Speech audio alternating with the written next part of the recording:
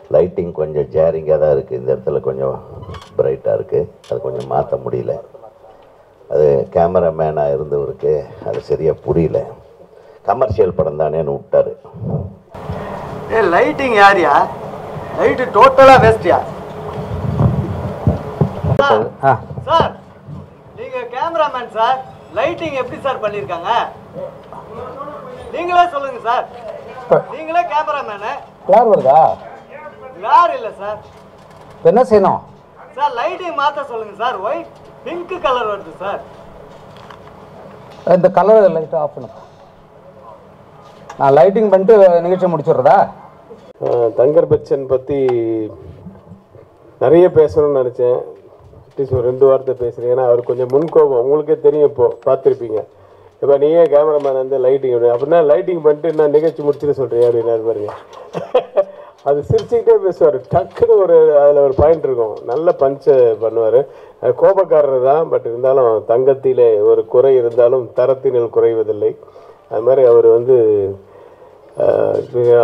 Autograph படம்னு நினைக்கிறேன். அந்த ஆடியோ ரிலீஸில் வந்து ஆக்சுவலாக இவர் வந்து நம்ம சேரனை பற்றியெல்லாம் பேசிட்டு இந்த கிளாசிக் ஃபிலிம்ஸை பற்றியே ரொம்ப பெருமையாக பேசிட்டு கமர்ஷியல் ஃபிலிம்ஸை பற்றி கொஞ்சம் ஒரு மாதிரியாக பேசினார். எனக்கு கோபம் வந்துச்சு. நான் பேசும்போது நான் கமர்ஷியல் டைரக்டர் தான். பட் என்ன தங்கர், உங்கள் படங்கள்லாம் நல்லா இருக்குது, இது வித்தியாசமாக இருக்குதுன்னு சொல்லணுன்னா அதுக்கு வந்து எங்கள் மாதிரி படங்கள் அந்த கமர்ஷியல் படம் வந்தால் தான் இதுக்கு வித்தியாசம் சொல்ல முடியும். எல்லாருமே அழகி, எல்லாருமே 16 எடுத்துகிட்டு அப்புறம் வித்தியாசமே தெரியாது, சாதாரணமாக தான் போயிடும். அதனால் கமர்ஷியல் படமாக வேணும் அப்படின்னு அப்போ சொன்னேன். இன்றைக்கி அவரே இப்போ கமர்ஷியல் படம் ஒன்று எடுத்துருக்காரு. முதல்ல இந்த மாதிரி வச்சு படம் பண்ண போகிறேன் அப்படின்னு சொன்னார் சார். டைட்டில் என்ன சார் அப்படின்னு டக்கு முக்கு திக்குத்தாலும் அப்படின்னாரு. எனக்கு பயங்கர ஷாக் ஆகிடுச்சு. என்ன சார் சொல்கிறீங்க அப்படின்னா, இதுதான் டைட்டிலா சார் அப்படின்னு. ஆமாம், ஏன்னா வந்து எல்லாருமே டைட்டிலுக்கு படம் எடுக்கிறவங்க, கதை சொல்கிறவங்க எல்லாருமே திட்டிக்கிட்டே இருப்பார். அது எப்பட்றா இந்த சிலுக்கு சட்டையை போட்டுக்கிட்டு ஆடுறாங்க, அது எப்பட்றா படமாக எடுக்கிறாங்க அப்படின்பாரு. இதில் பார்த்தா இப்போ சிலுக்கு சட்டையெல்லாம் போட்டு தான் எடுத்துருக்கிறாரு. எனக்கு உண்மையிலே பயங்கர ஷாக்கு. இவ்வளோ கமர்ஷியலாக சார் இறங்குவாரா அப்படின்னா. சார் கூட நான் ஒர்க் பண்ணும்போது 1-2 நிகழ்வுலாம் பார்த்தேன். அதுதான் என்னால் மறக்க முடியாது. காலையில் பிரேக்ஃபாஸ்ட் உட்காந்து சாப்பிடும்போது, டிஃபன் சாப்பிடும்போது யாராவது அண்ணன் கொஞ்சம் அந்த க்ரீன் சட்னி கொடுங்கன்னா டென்ஷன் ஆகிடுவார். யார் அது க்ரீன் சட்னி சொன்னது, ஏன் அது புதினான்னு சொல்ல மாட்டீங்களான்னு கேட்டுருவார் சார். புதினா சட்னின்னு சொல்ல தெரியாதா அப்படின்றாரு. அப்புறம் யாராவது ரைஸ் ஒயிட் ரைஸ் கொடுங்கன்றாங்க, அதுக்கும் டென்ஷன் ஆகும். ஏன் சோறு சொல்ல மாட்டீங்களான்னு. அதனால் சார் பக்கத்தில் உட்காந்து சாப்பிடும்போது ரொம்ப கேர்ஃபுல்லாக சாப்பிடணும். தங்கர் பச்சானை நான் சந்தித்த முதல் நிகழ்வே வந்து ரொம்ப இன்னை வரைக்கும் நான் மறக்கவே மாட்டேன். அரசு திரைப்படக் கல்லூரியில் வந்து நான் நடிப்பு பயிற்சி மாணவனாக சேருகிறேன். அப்போ வந்து ராகிங் எல்லாம் ரொம்ப உச்சத்தில் இருந்த காலகட்டம். முதல் ராகிங் கருப்பா சுருட்ட முடியோட கொஞ்சம் குட்டையாக வந்தார். பேருண்ணா sir, my name is Nassar sir. ஏன்னா நான் அப்போ தான் ஒரு 5 நட்சத்திர ஹோட்டலில் வந்து வேலை செஞ்சுட்டு இருந்தேன். ஸோ அதன் காரணமாக எப்பவுமே உடனே அது ஆங்கிலம் தான் வரும். அப்போ தான் கற்றுக்கிட்டதே வரும். ஏன் தமிழில் பேச மாட்டேன்? இல்லை ஐயா, என்னுடைய பெயர் நாசர். கிண்டல் பண்ணியானே? அப்படி தான் ஆரம்பிச்சது. அந்த படிக்கட்டு கீழே எங்கள் அரசு திரைப்படக் கல்லூரியுடைய கழிப்பறை வந்து மிகவும் பிரசித்தி பெற்றது அதனுடைய நாற்றத்திற்காக. இப்போ எப்படி இருக்குன்னு தெரியல.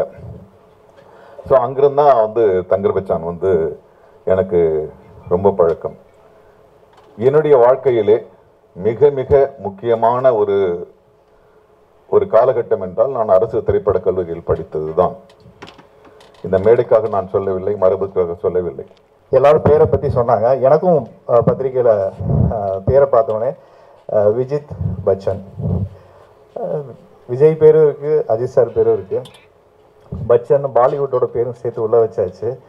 எனக்கு தெரிஞ்ச அமிதாப் பச்சன், அபிஷேக் பச்சன், ஐஸ்வர்யா பச்சன், அவங்க டாக்டர் அரோதய பச்சன், இவங்க யார் டேட்டும் கிடைக்கல அப்படின்னா இனிமேல் தமிழ்நாட்டில் நமக்கு ஒரு பச்சன் இருக்காருப்பா அப்படிங்கிற ஒரு நம்பிக்கையோட பேர் வச்சிருக்காரு அண்ணன் வந்து. தன்னுடைய அடையாளத்தை தன் மகன் பின்னால் வைக்கணும் அப்படிங்கிறது ரொம்ப சந்தோஷம். ஏன்னா நிறைய தமிழ் பேசுறாருங்கிறது ஒரு விஷயம் சொன்னோம். தாய்மொழி அவமானம் இல்லை, அடையாளம் அப்படின்னு நினைக்கிற குடும்பத்திலேருந்து வந்த பையனுக்கு இது தமிழ் வர்றது ஒன்றும் பெரிய விஷயம் இல்லை. ஸோ அந்த வகையில் ரொம்ப சந்தோஷமாகவும் மிக நிறைவாகவும் இருக்குது. விமர்சனகர்த்தான்னா இவனை மாதிரி ஒரு விமர்சனகர்த்தானா இவன் அவன் சொல்கிறது உரிமை இருக்கு. என் தம்பி அப்படியா, அட என்னங்க என்ன பண்ணுறீங்க அப்படிமா, ஏன்னா என் படத்தில் ஷூட்டிங் எடுத்துகிட்டு இருப்பேன் ஒரு சீனை, இவன் அசிஸ்டண்ட் கேமராமேன், என்ன பண்ணுறீங்க இது ஷார்ட் ஆகுது அப்படின்ட்டு தலையில் அடிச்சுட்டு போயிடுவான்.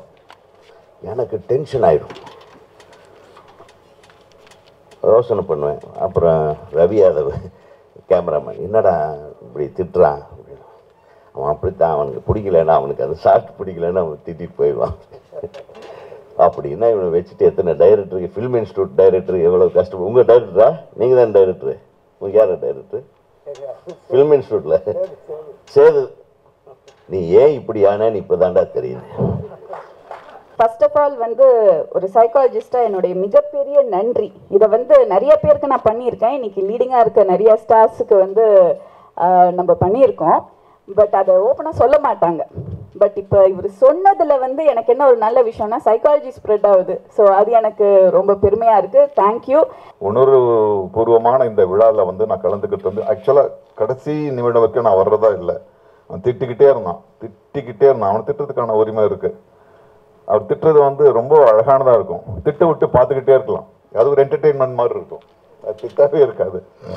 ஸோ எனக்கு வந்து ரொம்ப நெகிழ்வாக இருக்குது. எனக்கு கடைசியில் ஒரு திட்டினான், டே இதெல்லாம் உன் பிள்ளைங்களுக்கு நீ பண்ணியிருக்கணும், ஏன்னா பண்ணல நீ. நான் சொன்னேன், டே அவங்களா முட்டி மோதிக்கிட்டு வர்றாங்க, அது எப்படி அது திமிங்கலம் குட்டி போடும்போது அப்படியே விட்டுச்சுன்னா என்ன ஆகும்? அது தட்டி மேலே எடுத்துன்னு வரலையா? அது எடுத்துன்னு வரணும், அது உன் பொறுப்பு அது அப்படின்னா. அந்த பொறுப்பை நீ ரொம்ப அழகாக பண்ணியிருக்க. எனக்கு அவரோட அசிஸ்டன்ஸ்லாம் எனக்கு ரொம்ப பழக்கம்.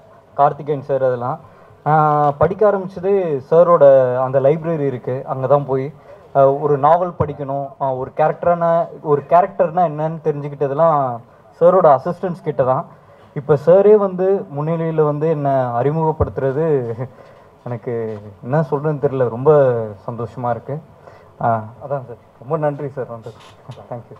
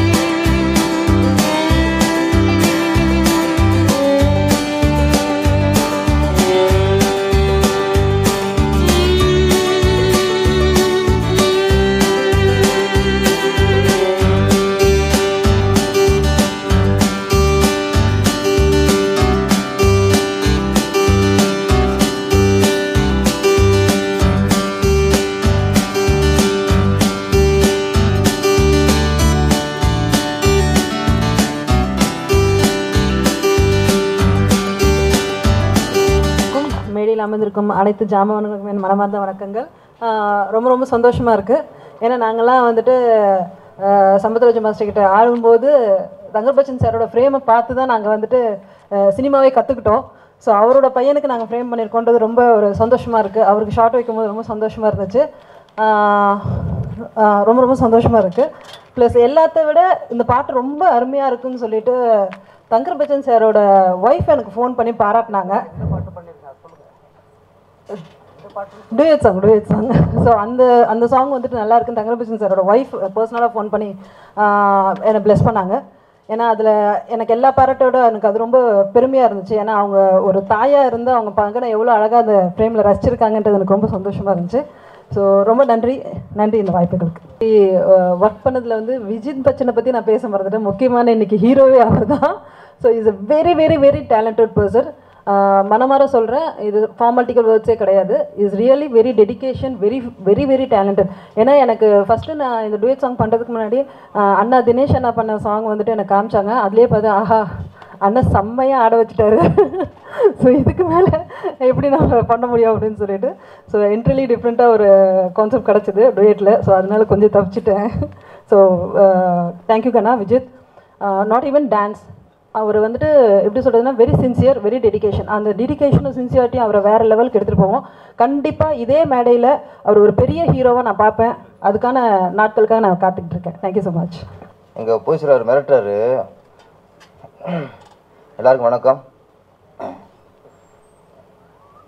நான் இங்கே வந்ததுலேருந்து விஜித் பச்சனை அப்படியே பார்த்துட்டே இருக்கேன்.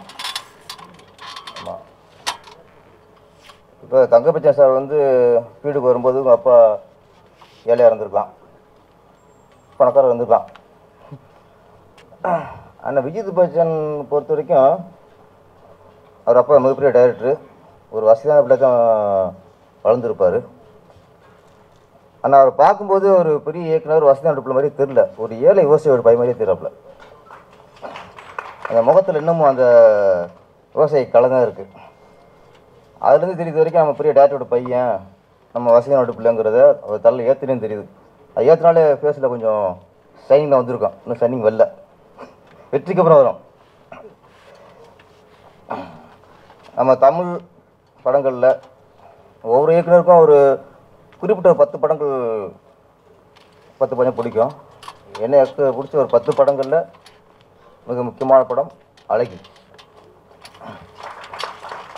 ஒரு இயக்குனருங்கிறது ஒரு கதையை பதிவு பண்ணுறது, திரைக்கதையை பதிவு பண்ணுறது, வசனத்தை பதிவு பண்ணுறது, பாடலை பதிவு பண்ணுறது இல்லை. யார் ஒருத்தர் திரையில் உணர்வை பதிவு பண்ணுறாங்களோ அவர் தான் சிறந்த இயக்குனர். அந்த வகையில் தங்கப்பச்சன் சார் வந்து எனக்கு பிடிச்ச சிறந்த இயக்குனர். இப்போ இந்த கிராமம் இருக்கும்போது கிராமத்துக்கு கிராமம் போவோம். அப்போ இந்த சில காடுலாம் கடந்து போவோம். அந்த காடுகளை போகும்போது பல தடங்கள் இருக்கும். மாட்டு கால் தடம், மான் கால் தடம், முயல் கால் தடம், நரிகளோட கால் தடம், இப்படி எல்லாமே இருக்கும். அதெல்லாம் கவனத்துக்கு வராது. எங்கேயாவது யானையோட கால் தடம் இருந்துச்சுன்னா அது கவனத்துக்கு இருக்கும். ஆக அங்கே யானை நடமாட்டம் இருக்குது. அது மாதிரி புலியோட கால் தடம் இருந்தால் அது கவனத்துக்கு இருக்கும். திருவிழாவும் அப்படித்தான். எத்தனை இயக்குனர் வருவாங்க, படம் பண்ணுவாங்க, சம்பாதிப்பாங்க, போவாங்க. யாரோ ஒரு சிலர் தான் திரையுள்ள இயக்குனங்கிற ஒரு யானை கால் பதிவு பண்ணுற மாதிரி இந்த படங்களில் மூலமாக தன்னை பதிவு பண்ணுவாங்க. அந்த மாதிரி ஒரு யானையோட கால் தடம் பதிவு பண்ண மாதிரி பதிவு பண்ணவர் தான் நம்ம தங்கப்பச்சன் சார். இன்னைக்கு அவரோட பையனை அறிமுகப்படுத்துகிறாரு. விஜித் என்னை பொறுத்த வரைக்கும் விஜயும் அஜித்தும் சேர்ந்த மாதிரி இருக்குது. விஜித் ஆமாம், அவங்கள மாதிரி ஒரு வெற்றி அடையனா. இன்றைக்கி அவங்கள அறிமுகப்படுத்தின 2 பேர். ஒருத்தர் நான் ரொம்ப நேசிக்கும் கஸ்தூரிராஜா சார், அவர் தான் தனுஷை அறிமுகப்படுத்தி நடிகரை உருவாக்குனார். இன்னொருத்தர் வெற்றிமாறன், அவர் தனுஷை நேஷனல் அவார்டு வாங்குற அளவுக்கு உயர்த்தி விட்டார். 2 ராசியான கைகள் மூலமாக இன்னைக்கு விஜய் அறிமுகப்படுத்தப்பட்டிருக்காரு. தனுஷ் மாதிரி மிகப்பெரிய நீங்களும் ஹீரோவாயிருந்தோம். அப்புறம் கஸ்தூரிராஜா ஆசைப்பட்டார், எப்பவுமே அப்படியே கை கட்டிகிட்டே இருப்பான்ட்டு. என்னை பொறுத்த வரைக்கும் திரையுலகில் ரொம்ப நாளாக கை கட்டி கொடுக்க ஒரே ஆள் ஏஎம் சரவணன் சார் தான். சில புடிசர் ஹீரோ அறிமுகப்படுத்தும் போது தான் ஹீரோக்களை இப்போ கை கட்டி நிற்பாங்க. வெற்றி அடைஞ்சதுக்கப்புறம் அந்த புடிசர் கை கட்டி நிற்கணும், கால்ஷீட் கேட்டு. ஆமாம், நம்ம தங்கப்பச்சன் பையன் வந்து அப்படி வளர்த்துருக்க மாட்டார். நான் ஆரம்பத்தில் அவரை பற்றி கேள்விப்பட்டிருக்கேன். அவர் பிடிவாதமாக ஃபஸ்ட்டு அப்பாவோட நடிக்க மாட்டேன்னு கொஞ்சம் பிடிவாத மாதிரி தான் நினைக்கிறேன். கரெக்டா? ஆமாம். அப்போ எந்த அளவுக்கு தன்னம்பிக்கை பாருங்கள். ஒரு அப்பா பெரிய இயக்குனர், ஃபஸ்ட்டு அப்பா டைரக்ஷன் நம்ம நடிக்க வேணாம், வேறு இயக்குனத்தில் தான் நடிக்கணும் அப்படின்ட்டு ஒரு தன்னம்பிக்கை இருந்திருக்காரு. சினிமாவில் வந்து 2 எதிர்பார்க்கக்கூடாது அதிகமாக, நன்றியும் விசுவாசத்தையும். அவங்க கொஞ்சம் உயர்ந்த நிலையில் இருக்கும்போது எல்லோரும் வருவாங்க, கொஞ்சம் அரண்டா போதும், ஒருத்தன் சுற்றி அவனே இருக்க மாட்டான்.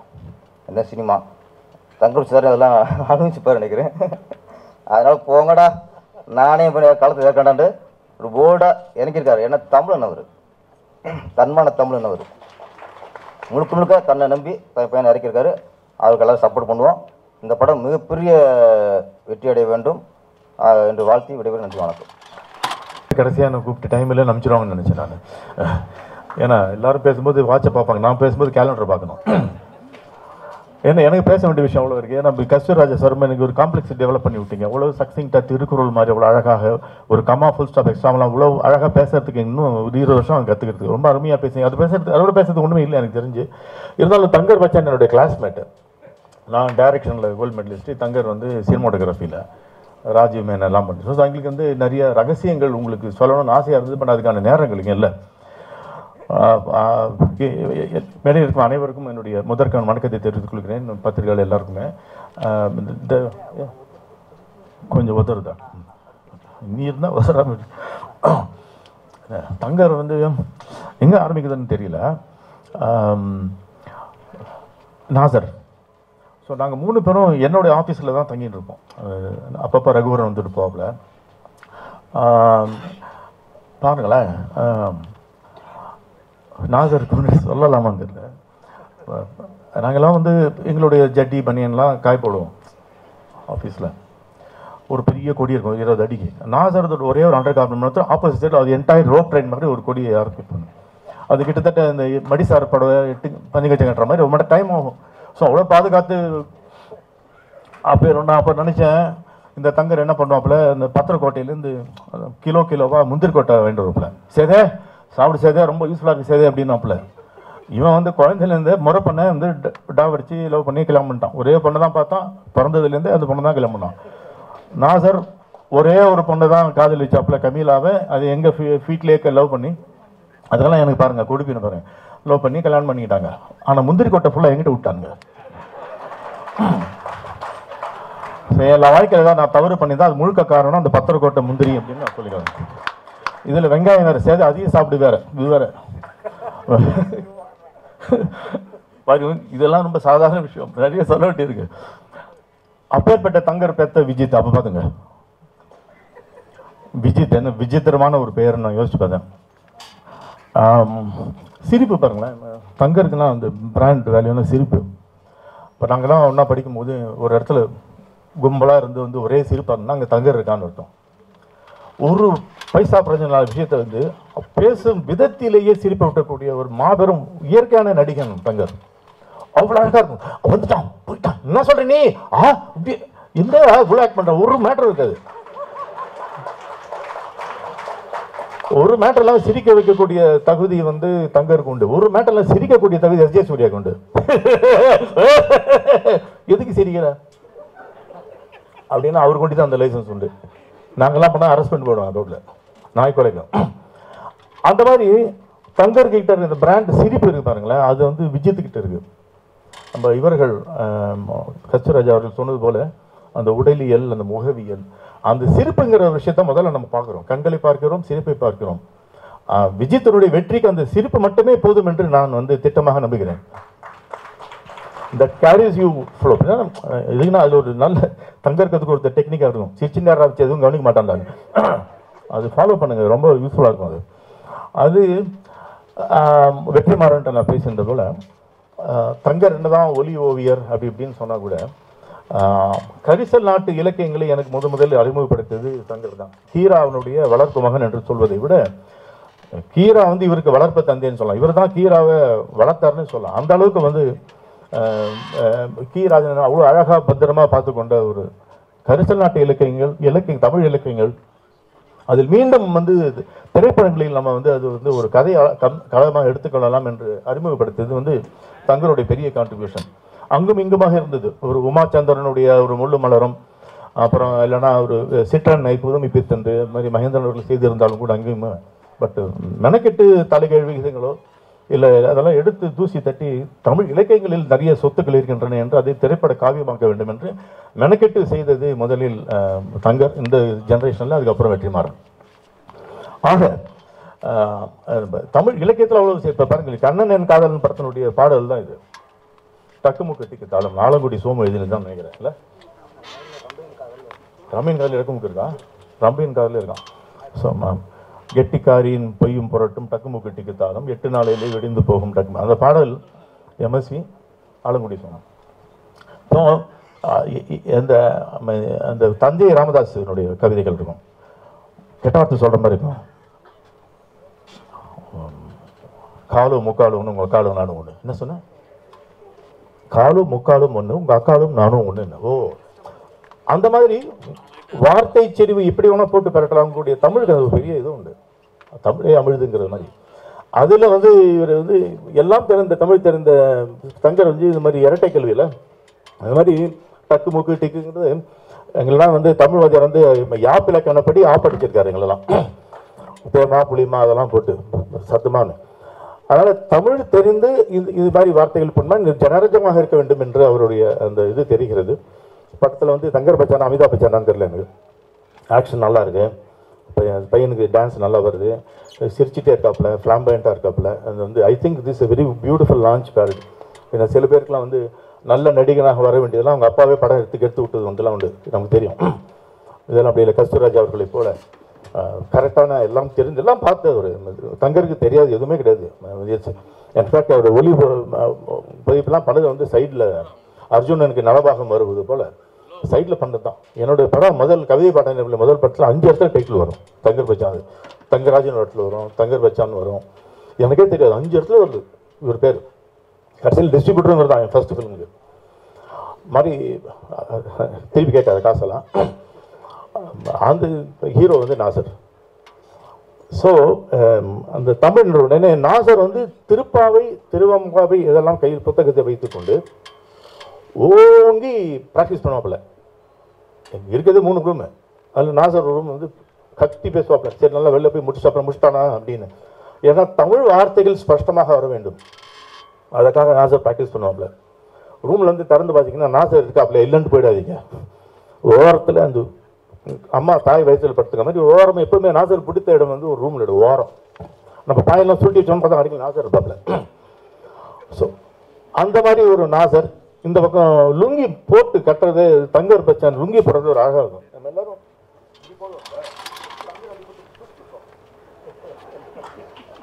அது எப்படின்னு புரியல தங்கறதுக்கு யாருக்குமே அந்த லுங்கி நிற்கவே நிற்காது இன்னி வரைக்கும் அவமானப்பட்டதே இல்லை. ஒவ்வொருத்தரும் வந்து அவர்களுடைய பாவம் வெறும் கூழ் தான் சாப்பிடுவாப்புல நாசர். அதை பார்த்தாலே நம்ம ஏன் இந்த வயசுல வந்து சன்னியாசி ஆகணும் ஆசைன்னு டிசிப்ளின் டு த கோர். எங்களுக்கு யாருக்குமே வந்து எந்த புகைப்பிடிப்பது தண்ணி இறந்துவது இது மாதிரி எந்த ஒரு கெட்ட பழக்கமும் இருந்து கிடையாது. அதில் வந்து ரொம்ப டிசிப்ளின் வந்து நாசர் தங்கர் முதிர்கோட்டையை தவிர.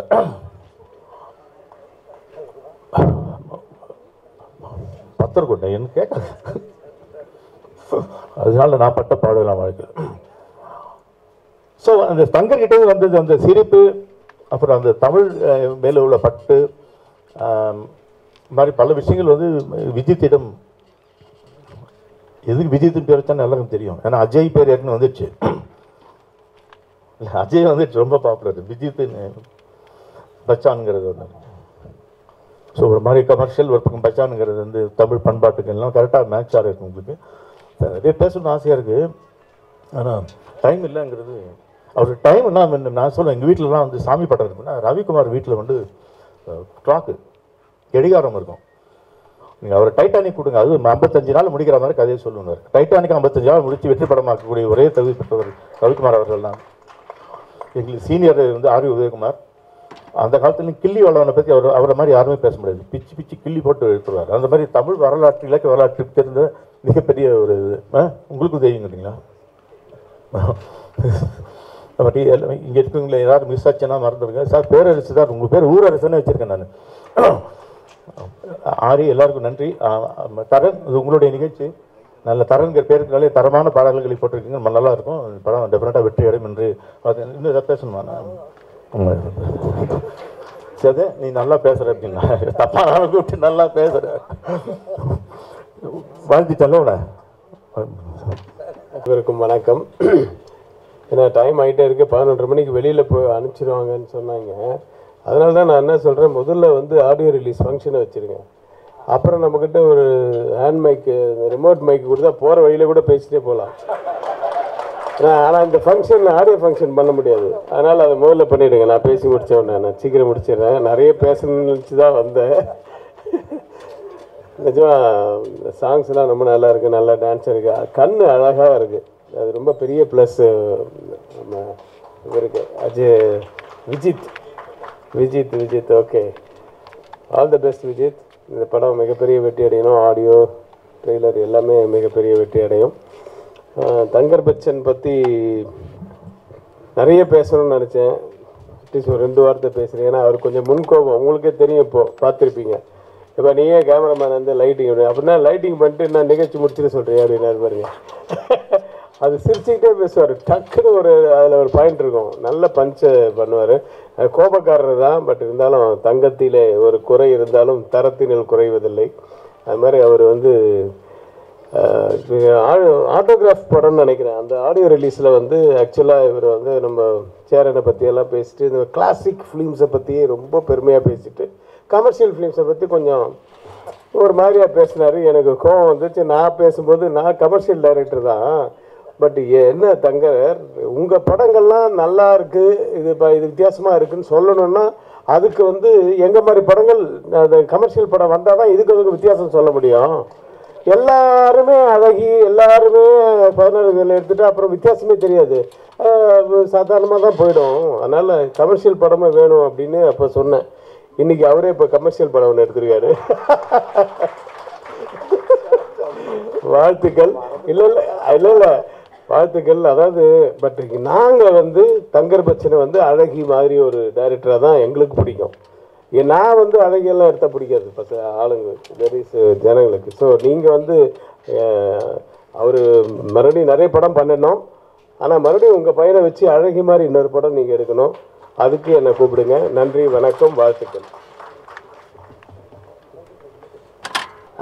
இந்த படம் 2 விஷயம் மட்டும் சொல்லிடுறேன், விஜித் பற்றியும் சார் பற்றியும். பாட்டெல்லாம் ரொம்ப நல்லா இருந்தது. அதில் 2 சாங் பண்ணோம். அதில் இந்த 2வது பண்ண சாங் பண்ணும்போது விஜித் என்னை கேட்பார், இன்னும் கொஞ்சம் எக்ஸ்பிரஷன் இப்படி பண்ணிக்குவா, இப்படி கூட்டிக்கவா, இல்லை குறைச்சிக்கிறவா.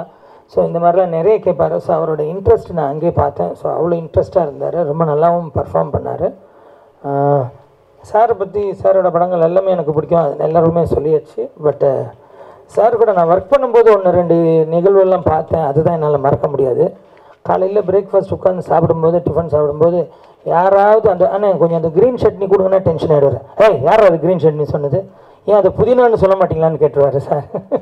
புதினா சட்னின்னு சொல்ல தெரியாதா அப்படின்றாரு.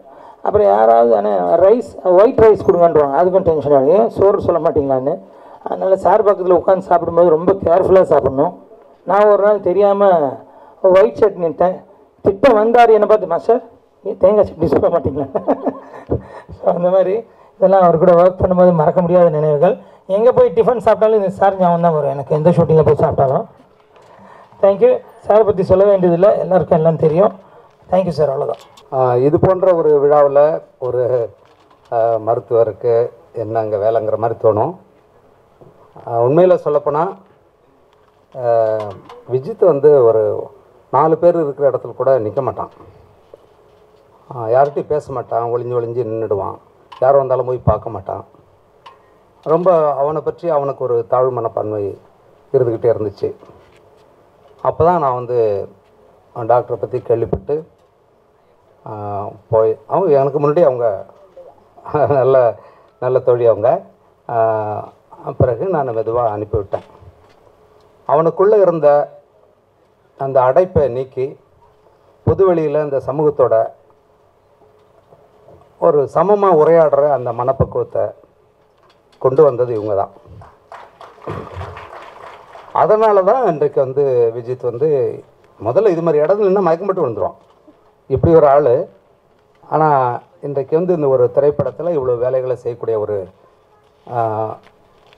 ஒரு கலைஞனாக உருவாக்குனது, அதுக்கு அடிப்படை இவங்க தான். அதுக்காக தான் நான் அவங்கள அழைச்சிருக்கேன். ஒவ்வொரு நடிகனுக்கும் ஒரு உளவியல் மருத்துவர் தேவை. அதுங்க தமிழ்நாட்டுக்கு புரியல. அதை மட்டும் அவங்க செய்துட்டாங்கன்னா அடுத்தடுத்த கட்டத்துக்கு போவாங்க. அது அனைத்து படைப்பாளிகளுக்கும் தேவைப்படுது. பேசுங்க. ரொம்ப நன்றி. எல்லாருக்கும் வணக்கம். ஃபர்ஸ்ட் ஆஃப் ஆல் வந்து ஒரு சைக்காலஜிஸ்டாக என்னுடைய மிகப்பெரிய நன்றி. இதை வந்து நிறைய பேருக்கு நான் பண்ணியிருக்கேன். இன்னைக்கு லீடிங்காக இருக்க நிறைய ஸ்டார்ஸுக்கு வந்து நம்ம பண்ணியிருக்கோம். பட் அதை ஓப்பனாக சொல்ல மாட்டாங்க. பட் இப்போ இவர் சொன்னதில் வந்து எனக்கு என்ன ஒரு நல்ல விஷயம்னா சைக்காலஜி ஸ்ப்ரெட் ஆகுது. ஸோ அது எனக்கு ரொம்ப பெருமையாக இருக்குது. தேங்க்யூ. அண்ட் அஃப்கோர்ஸ் அவர் சொன்ன மாதிரி விஜித் வந்து பயங்கர பொட்டென்ஷியல் இருக்கிற ஒரு பர்சன். அது நான் எப்பவுமே விஜித் கிட்ட சொல்வேன், நீ தேவையில்லாமல் பயப்படாத, உனக்குள்ள பயங்கர பொட்டென்ஷியல் இருக்குது, நீ வந்து பெரிய ஸ்டாராக வர வேண்டிய ஆள் அப்படின்னு சொல்லுவேன். அண்ட் இங்கே பேசின நிறைய பேர் சொன்னீங்க தமிழ் வருது அப்படின்னு. தமிழுக்கு பிறந்து தமிழ் வரலன்னா எப்படி? அவங்க அம்மா பேர் தமிழ். ஸோ தமிழ் வரலன்னா தான் ஆச்சரியப்படணும். தமிழும் வரும். அப்பா அம்மா 2 பேர்கிட்ட இருக்கிற ப்ளஸ்ஸும் வந்து விஜித் கிட்ட அமைஞ்சிருக்குன்றது ஒரு பெரிய விஷயம். எனக்கு வந்து டைரக்டர் ரொம்ப வருஷமாக தெரியும், 15 வருஷத்துக்கு மேலே தெரியும்னு நினைக்கிறேன். ரொம்ப ஒரு நல்ல குடும்ப நண்பர்.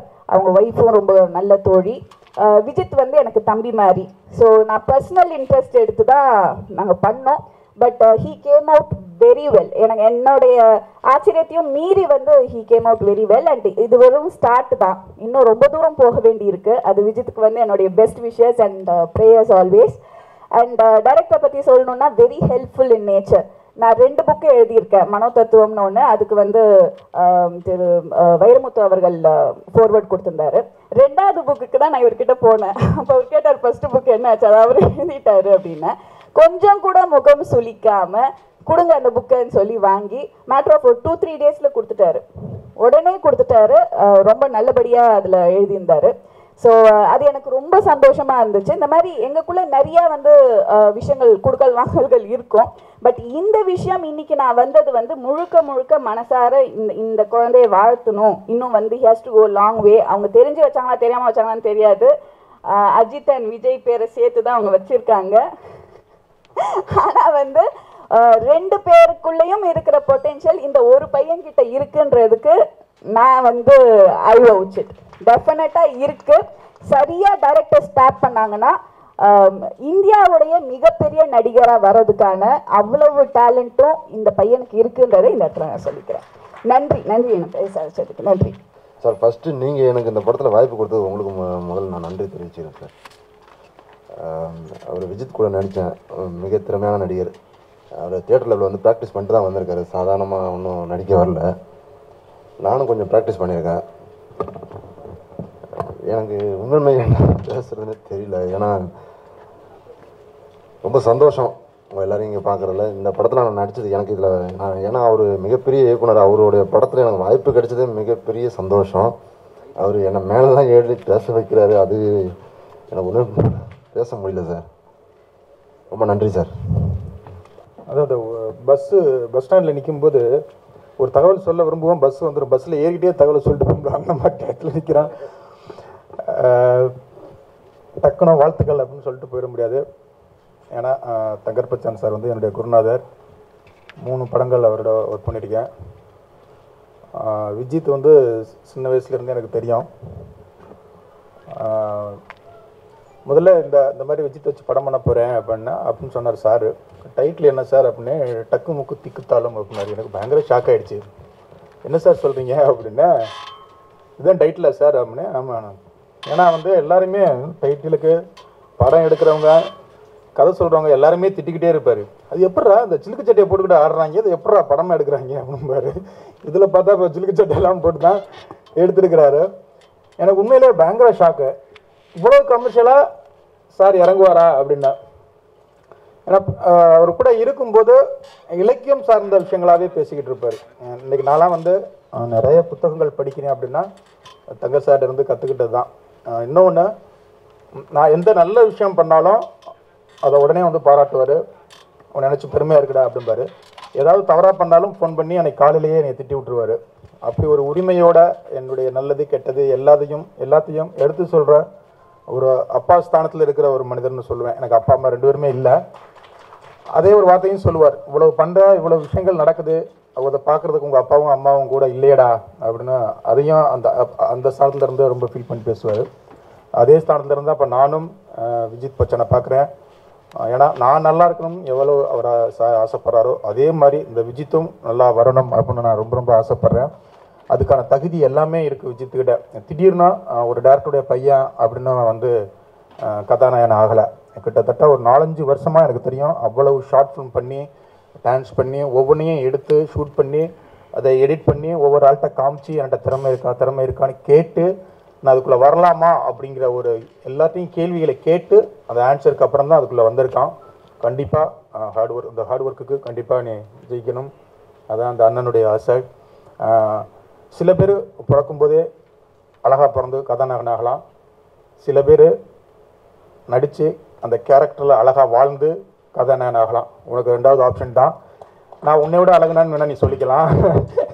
அழகுக்காக சொல்ல, கஸ்தூராசா சார் சொன்னது மாதிரி தான், உனக்கு பெரிய ரோல் மாடல் தனுஷ் சார் தான். அவருக்கு வராத விமர்சனம் கிடையாது, அந்த விமர்சனம் உனக்கும் வரும். நீ அதை நேர்கொண்ட பார்வையோட அதை எல்லாத்தையும் ஏற்றுக்கிட்டு கண்டிப்பாக வா. இந்த தம்பி சினிமா கண்டிப்பாக உன்னை வரவேற்கும். கண்டிப்பாக இந்த டீமில் உள்ள இன்றைக்கி இன்னொரு விழான தருண்குமார் எல்லாத்துக்கும் என்னுடைய வாழ்த்துக்கள். மாஸ்டர் எல்லாருக்கும் ரொம்ப சந்தோஷம் சார் இந்த மேடையில்.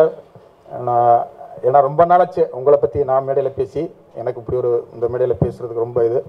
தமிழக்கா நீங்கள் ரொம்ப சந்தோஷமாக இருக்கலாம், ஒவ்வொரு மூமெண்ட்டையும் பார்த்து உங்கள் பையனை ரசிச்சுக்கிட்டு இருக்கீங்க. ஆனால் விஜித் வந்து நான் உண்மையாகவே கதாநாயகன் இதுக்குள்ளே வருவான்னு நான் எதிர்பார்க்கவே இல்லை. கண்டிப்பாக காலமுனையை இங்கே கொண்டு வந்து நிறுத்திருக்கு, அந்த காலமுனையை ஒரு வெற்றி நாயகனாக அறிமுகப்படுத்தும். நன்றி. எல்லாருக்கும் வணக்கம். மேடையில் இருக்கிற பெரியவங்களுக்கு வந்திருக்கவங்க எல்லாருக்கும் வணக்கம். இது நான் என்னோட விழாவாக நான் இன்றைக்கி நான் வரல. இது ஒரு விஜித்தை இன்ட்ரடியூஸ் பண்ணி அவரை வாழ்த்துற ஒரு விழா தான். ஸோ அவரை வந்து வாழ்த்துட்டு போகிறதுக்கு தான் நான் இன்றைக்கி வந்திருக்கேன். அண்ட் தங்கர் பச்சன் சாரோட ஒரு படம் பண்ணுறது ரொம்ப ஒரு பெரிய பாக்கியமாக நினைக்கிறேன். அவரோட படம் அழகி 2002 வந்ததுன்னு நினைக்கிறேன். 20 years ஆகிடுச்சு. இன்னி வரைக்கும் கூட அந்த படம் வந்து இன்றைக்கி அவர் அந்த படத்தை பார்த்தா கூட புதுசாக தான் இருக்கும். அந்த மாதிரி படங்கள்லாம் நம்ம மியூசிக் பண்ணால் எப்படி இருக்கும் அப்படின்னு எங்காத நாள் இல்லை. ஸோ அப்படி இருக்கும்போது தான் அவர் ஆஃபீஸ்லேருந்து ஒரு கால் வந்தது. அவர் கால் பண்ணார், பேசினார். முதல் தடவை பார்க்கும்போதே பல வருடங்கள் அவரை வந்து தெரிஞ்சு பழகின மாதிரி என் ஆஃபீஸில் க்ரீட் பண்ணி அப்படி தான் நாங்கள் ஃபஸ்ட் சாங் கம்போசிங் ஆரம்பித்தோம். அந்த முதல் சாங் ஆரம்பிக்கும்போது எடுத்தோடனே அவர் கானா பாட்டு பண்ணணும் அப்படின்னு சொன்னார். நான் அந்த கானா சாங், சார் உங்கள் படம் கானா சாங்கா? ஓகே. ஸோ டக்குமுக்கு டிக்கிதாலம் ஒரு கமர்ஷியலான ஒரு படம், டிஃப்ரெண்ட்டான ஒரு படம் சாரே பண்ணுறாரு. ஓகே, அதுக்கு நான் மியூசிக் பண்ணுறேன்னு நினச்சி பார்க்கும்போது சந்தோஷமாக இருந்தது. நாங்கள் அந்த கானா சாங்கை பற்றி சார் வந்து ஒரு 20 நிமிஷம் தான் கம்போசிங்கே பண்ணியிருப்போம். பட் ஒரு 2-3 மணி நேரம் நாங்கள் வந்து அவரோட ட்ராவல் எப்படியெல்லாம் தேவா சாரோட அந்த மியூசிக்கு அதெல்லாம் பண்ணி அந்த ரெஃபரன்ஸ் அதெல்லாம் தான் உட்காந்து பேசிகிட்டு இருந்தோம். அப்படியே பண்ணும்போது தான் தேவா சார் அந்த பாட்டு எங்களுக்கு பாடினா நல்லாயிருக்கும் அப்படின்னு சொல்லி சார் இன்ட்ரடியூஸ் பண்ணி பாடினார். ரொம்ப நன்றி டு தேவா சார். அண்ட் அவர் வந்து ரொம்ப அழகாக கம்போஸ் பண்ணுவீங்க. இல்லை சார், நீங்கள் போட்ட பாடல்லேருந்து எடுத்து சுட்ட டியூன் தான் இதுன்னு. இல்லை நான் அப்படிலாம் வாசிக்க மாட்டேன், நீ நல்லா தான் பண்ணியிருக்க அப்படின்னாரு. ஸோ ரொம்ப நன்றி சார். அண்ட் இந்த ஹோல் டீம் எல்லாமே ரொம்ப அழகாக பண்ணியிருக்காங்க. Thanks to all my musicians and singers. Sony ஒரு பெரிய சப்போர்ட்டாக இருந்திருக்காங்க. Thanks to everyone. Vijith Bachchan வந்து என்னோட தம்பியோட கிளாஸ்மேட். நான் எப்படி என் தம்பி ஒரு படம் நடிக்கிறாரு, அவருக்கு மியூசிக் போடுவேன் அப்படின்னா அந்த மாதிரி தான் அவருக்கும் நான் போட்டு கொடுத்துருக்கேன்.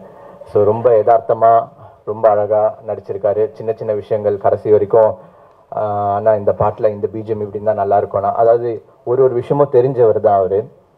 இன்னைக்கு மற்ற எல்லாம் பெரிய ஹீரோஸ் எப்படி ஒரு பாட்டில் சின்ன சின்ன இடங்கள் வந்து இதை தூக்கிட்டா இந்த இடம் இன்னும் நல்லா இருக்குமே, எதுக்கு இவ்வளோ 3 நிமிஷம் 4 நிமிஷம் இந்த பிஜிஎம் தூக்கிடலாமே, அந்த அளவுக்கு விவரம் தெரிஞ்சு நடிக்கக்கூடிய ஒரு நடிகர். All my wishes to him. அவர் நல்லா பெருசாக வரணும்னு நான் இறைவனை வேண்டிக்கிறேன். ரொம்ப முக்கியமாக விஜித்தோட அம்மா அவங்கள பற்றி சொல்லியானோம். அவங்க பெரிய ஒரு சப்போர்ட்டாக இருந்திருக்காங்க அவருக்கு. ஷூட்டிங் ஸ்பாட்டில் நான் எப்போ போனாலும் அவங்கள பார்ப்பேன். ஒரு சின்ன சீன் எடிட் பண்ணா அப்படின்னா கூட எடிட்டிங் ஸ்டுடியோவில் உட்காந்து அது நல்லா வந்திருக்கான்னு எல்லாத்திட்டையும் கேட்டு பண்ணுவாங்க. ஸோ ரொம்ப நன்றி அவங்களுக்கும். ஸோ இந்த ஹோல் டீம். சார் ஒரு பாட்டு எழுதியிருக்காரு, இந்த டக்கு முக்கு டிக்கி தலம் எழுதினதும் அவர் தான். ஸோ லலித் ஆனந்த் அப்படின்னு அவர் ஒரு பாடல் எழுதியிருக்காரு. அவர் இன்னைக்கு இல்லை, இப்போ தான் காலம் பண்ணார். ஸோ அவர் ஆத்மா நல்லபடியாக சாந்தி அடையணும்னு வேண்டிக்கிறேன். ஸோ இந்த டீமில் ஒர்க் பண்ணவங்க எல்லாருக்கும் ரொம்ப நன்றி. ப்ரெஸ் உங்கள் எல்லாருக்கும் ரொம்ப நன்றி, எப்பவுமே சப்போர்ட்டாக இருந்திருக்கீங்க. Thank you so much. மியூசிஷியன் ப்ரூஸும் வந்திருக்காரு, கிட்டாரிஸ்ட், எல்லாருக்கும் ரொம்ப ரொம்ப நன்றி. Thank you so much sir. Dance master எல்லாருக்கும் ரொம்ப நன்றி. எப்படி இருங்க, இது வந்து ஒரு இசை வெளியீட்டு விழா தான் அது. அதனால தான் நான் வந்து கொஞ்சம் இடையூறாக இருக்கேன். காரணம் வாங்க தம்பி, தரன் வந்து எனக்கு பேர் தெரியாது, இந்த தரன்கிற பேர் தெரியாது. ஆனால் இவருடைய பாடலை நான் கேட்டிருக்கேன். போடா போடிங்கிற பாடல் வந்து மிக தனித்துவமான பாடல். நீங்கள் இன்னும் ஒரு 50 ஆண்டுகள் கழித்து கேட்டாலும் அந்த பாட்டு வந்து தனித்துவமாகவே இருக்கும். அந்த நேரத்தில் ஒரு அதிர்ச்சியாக இருந்தது எல்லாருக்கும். ஆனால் அதுக்குள்ளே அது ஒரு 40-50 ஆண்டு காலம் தாக்கு பிடிக்கிற புதுமை அதுக்குள்ளே இருக்குது. அதனுடைய தாளத்துலேயும் சரி, ராகத்துலேயும் சரி, எல்லாத்துலேயுமே. அப்போ இப்போ யார் அவன் அப்படின்னு நான் நினச்சிக்கிட்டே இருந்தேன், மறந்துட்டேன். அப்புறம் ஒரு நாள் விஜித்து சொன்னால் யார் இசையமைப்பாளர் போகலாம் அப்படின்னு நான் இங்கேயோ போராடிக்கிட்டு இருக்கேன். நான் அப்போ அந்த போடாப்பொடி பண்ணார் இல்லையா, அவருடைய தம்பி என் கூட தான் படிக்கிறான். அப்படியாடா அப்படின்னு சொல்லிட்டு அதன் பிறகு தான் எனக்கு தரன் இதாச்சு. சும்மா இந்த நிகழ்ச்சிக்காக சொல்லுங்க, நான் அது தேவையும் இல்லை. இந்த படத்தினுடைய 3 பாடல்களும் இந்த காலத்துக்கு தகுந்த மாதிரி மிக அருமையாக இருந்தது. எனக்கு ரொம்ப பிடிச்சது. நான் ரசித்து அதை இது பண்ணேன்.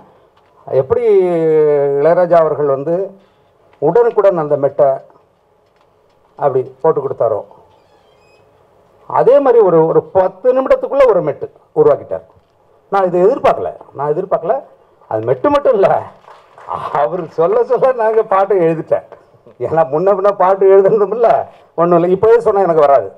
அது ஏதோ இந்த சாமி ஆட்டம் வர மாதிரி அது அந்த நேரம் வருது, அவ்வளோதான். நான் பெரிய கவிஞனும் கிடையாது. அதனால் தம்பி வந்து ஒரு அருமையான மெலடி. இது என்ன புதுவித அனுபவம்.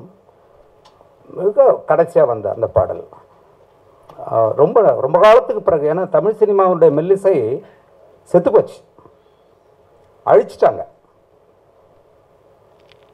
யார் பாடல்கள்னா இப்போ யாருக்கும் தெரியாது. யார் கவிஞர்னா இப்போ எதுவுமே கிடையாது. அதுக்குள்ளே என்ன இருக்குது, என்ன சூழ்நிலை, ஒரு இடம் கிடையாது. எதுக்கோ பாடிக்கிட்டு இருக்கான். அந்த ஒரு காலகட்டமான ஒரு நிலை இது. ரொம்ப வருத்தமாக இருக்குது. தமிழ் பாடல்கள் தான் தமிழர்களுக்கு தமிழ் சொல்லிக் கொடுத்தது, இலக்கியங்களை சொல்லிக் கொடுத்தது, நம்முடைய முன்னோர்களை பற்றி சொல்லிக் கொடுத்தது, அறத்தை சொல்லிக் கொடுத்தது. இன்னைக்கு அதில் எதுவுமே இல்லை. ஏன்னா வேறு வழியே இல்லாமல் இப்படி ஒரு படத்தை எடுக்க வேண்டிய ஒரு நிலை. ஆனால் ஒன்று, அது என் படமாக இருக்கும். அதை மீறி நான் கீழே போகல. ரொம்ப தரமாக கையாண்டுருக்கார் தம்பி. ஏன் நான் இவருக்காக வந்து இங்கே நாங்கள் பேசுகிறேன்னா, நிச்சயமாக உங்களுக்கு ஒரு அருமையான எதிர்காலம் இருக்குது. நல்ல நல்ல இயக்குனர்கள் இவரை பயன்படுத்திக்கணுங்கிறதான் என்னுடைய கோரிக்கை. மகிழ்ச்சிங்க. ரொம்ப நன்றி சார். இயக்குனர் தங்கர் பச்சான் அவருடைய விழா, அதுக்கு இவ்வளவு நேரம் குறைவாக நீங்கள் இடம் பிடிச்சது ரொம்ப பிரச்சனையான ஒரு இது நினைக்கிறேன். ஏன்னா நிறைய பேச வேண்டிய விஷயங்கள் எல்லாருக்குமே ஒவ்வொருத்தருக்கும் இருக்குது. ஒளிப்பதிவாளராக அவருடைய சாதனையை சொல்கிறதா, இல்லை அதை தாண்டி படைப்பாளியாக ஒரு சாதனையை சொல்கிறதா, இல்லை இலக்கியவாதியாக அவருடைய சாதனையை சொல்கிறதா, இல்லை தமிழுக்காகவும் சமுதாய பிரச்சனைக்காகவும் குரல் கொடுக்க ஒரு போராளியாக அவருடைய முன்னெடுப்பை சொல்கிறதா அப்படின்னா, இதெல்லாம் அவருக்கான விழாவாக இருக்கும்போது நம்ம சொல்லி கொண்டாடலாம். ஆனால் இந்த விழா அவருடைய பையனுக்கான ஒரு விழா. மிக முக்கியமாக ஒரு விஷயம் சொல்லணும் விஜித்துக்கு. இன்னைக்கு நீங்கள் உட்காந்துருக்க சேர் உங்கள் அப்பாவோட உழைப்பில் உட்காந்துருக்கீங்க. இன்னைக்கு எங்களை எல்லாரையும் கூப்பிட்டுருக்கிறது, இனிமேல் உங்கள் உழைப்பில் சேர் போட்டு ஒரு விஷயம் உட்கார்றதுக்கான ஒரு அறிமுக விழாவாக அந்த விழா உங்களுக்கு அமைஞ்சிருக்கு. எல்லாரும் பேரை பற்றி சொன்னாங்க. எனக்கும் பத்திரிகையில் பேரை பார்த்தோன்னே விஜித் பச்சன், விஜய் பேரும் இருக்குது, அஜித் சார் பேரும் இருக்குது, பச்சன் பாலிவுட்டோட பேரும் சேர்த்து உள்ள வச்சாச்சு. எனக்கு தெரிஞ்ச அமிதாப் பச்சன், அபிஷேக் பச்சன், ஐஸ்வர்யா பச்சன், அவங்க டாக்டர் அரோதய பச்சன், இவங்க யார் டேட்டும் கிடைக்கல அப்படின்னா இனிமேல் தமிழ்நாட்டில் நமக்கு ஒரு பச்சன் இருக்காருப்பா அப்படிங்கிற ஒரு நம்பிக்கையோட பேர் வச்சிருக்காரு அண்ணன். வந்து தன்னுடைய அடையாளத்தை தன் மகன் பின்னால் வைக்கணும் அப்படிங்கிறது ரொம்ப சந்தோஷம். ஏன்னா நிறைய தமிழ் பேசுறாருங்கிறது ஒரு விஷயம் சொன்னோம். தாய்மொழி அவமானம் இல்லை, அடையாளம் அப்படின்னு நினைக்கிற குடும்பத்திலேருந்து வந்த பையனுக்கு இது தமிழ் வர்றது ஒன்றும் பெரிய விஷயம் இல்லை.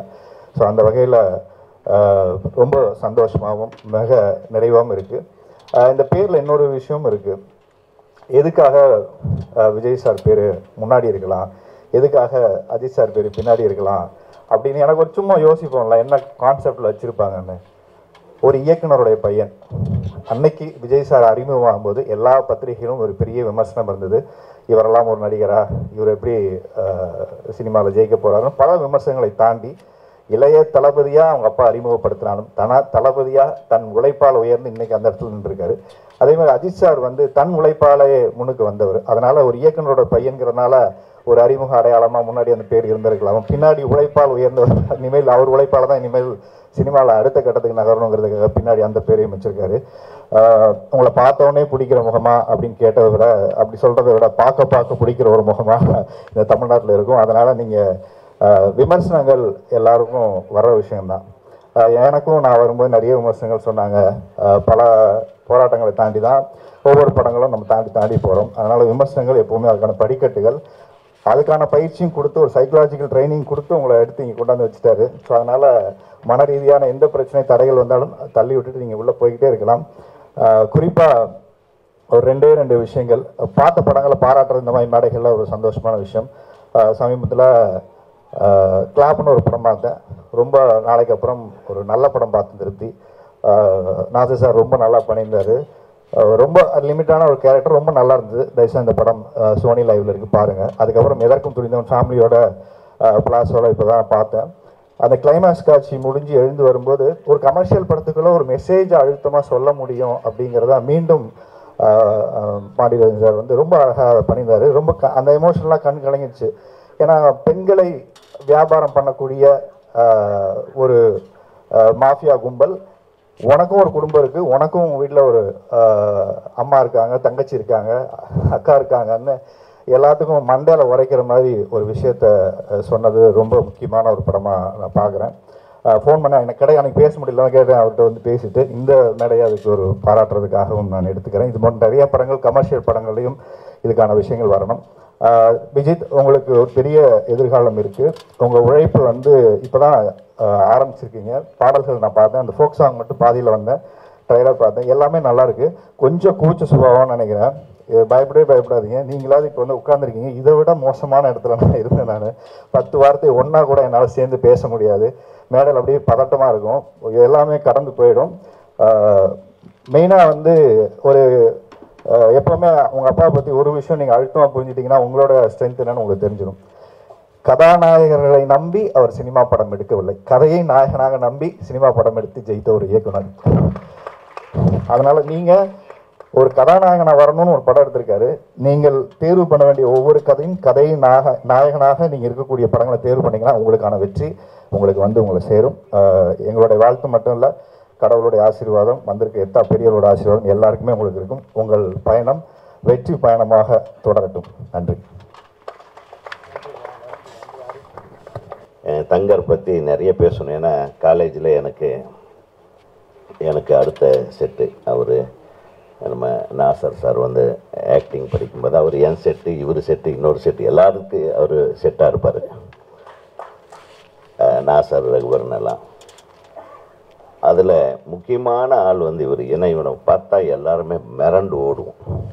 அப்படி ஒரு விமர்சனகர்த்தான்னா, இவனை மாதிரி ஒரு விமர்சனகர்த்தானா இவன் அவன் சொல்கிறது உரிமை இருக்குது. என் தம்பி அப்படியா, அட என்னங்க என்ன பண்ணுறீங்க அப்படிமா. ஏன்னா என் படத்தில் ஷூட்டிங் எடுத்துகிட்டு இருப்பேன் ஒரு சீனை, இவன் அசிஸ்டண்ட்டு கேமராமேன், என்ன பண்ணுறீங்க இது ஷார்ட் ஆகுது அப்படின்ட்டு தலையில் அடிச்சுட்டு போயிடுவான். எனக்கு டென்ஷன் ஆகிடும், யோசனை பண்ணுவேன். அப்புறம் ரவி யாதவ் கேமராமேன், என்னடா இப்படி திட்டுறான் அப்படின்னு. அவன் அப்படித்தான், அவனுக்கு பிடிக்கலன்னா, அவனுக்கு அது ஷார்ட் பிடிக்கலன்னா அவன் திட்டிட்டு போயிடுவான். அப்படின்னா இவனை வச்சுட்டு எத்தனை டைரக்டருக்கு, ஃபில்ம் இன்ஸ்டியூட் டைரக்டருக்கு எவ்வளோ கஷ்டம். உங்கள் டைரக்டரா? நீங்கள் தான் டைரக்டரு? உங்களுக்கு யார் டைரக்டரு? ஃபில்ம் இன்ஸ்டியூட்டில் சேது. நீ ஏன் இப்படி ஆனேன்னு இப்போ தாண்டா தெரியுது. சேது இப்படி ஆகிறதுக்கு காரணமே தங்கர் தான். அது மட்டும் இல்லை, ரொம்ப ஆத்மார்த்தமானவன், உணர்வு பூர்வமானவன். அதாவது மனிதர்களுக்குள்ளே என்னென்ன இருக்கணுமோ அதில் எல்லாமே கொஞ்சம் அதிகமாக இருக்கிற ஒரு கேரக்டர். அதான் அழகாக சொன்னாப்புல யூவி சேது. எல்லாத்தையும் எப்படியெல்லாம் கலாய்ப்பானோ உணர்வுபூர்வமாக இருக்குது. அதில் ஒரு உண்மை இருக்கும், பொய்யாவே இருக்க மாட்டார். ஆனால் அந்த முந்திரி கொட்டை விஷயம் எனக்கு ஜாஸ்தி அவன் கரெக்ட் கொடுக்காம விட்டான் அந்த முந்திரி. அதனால்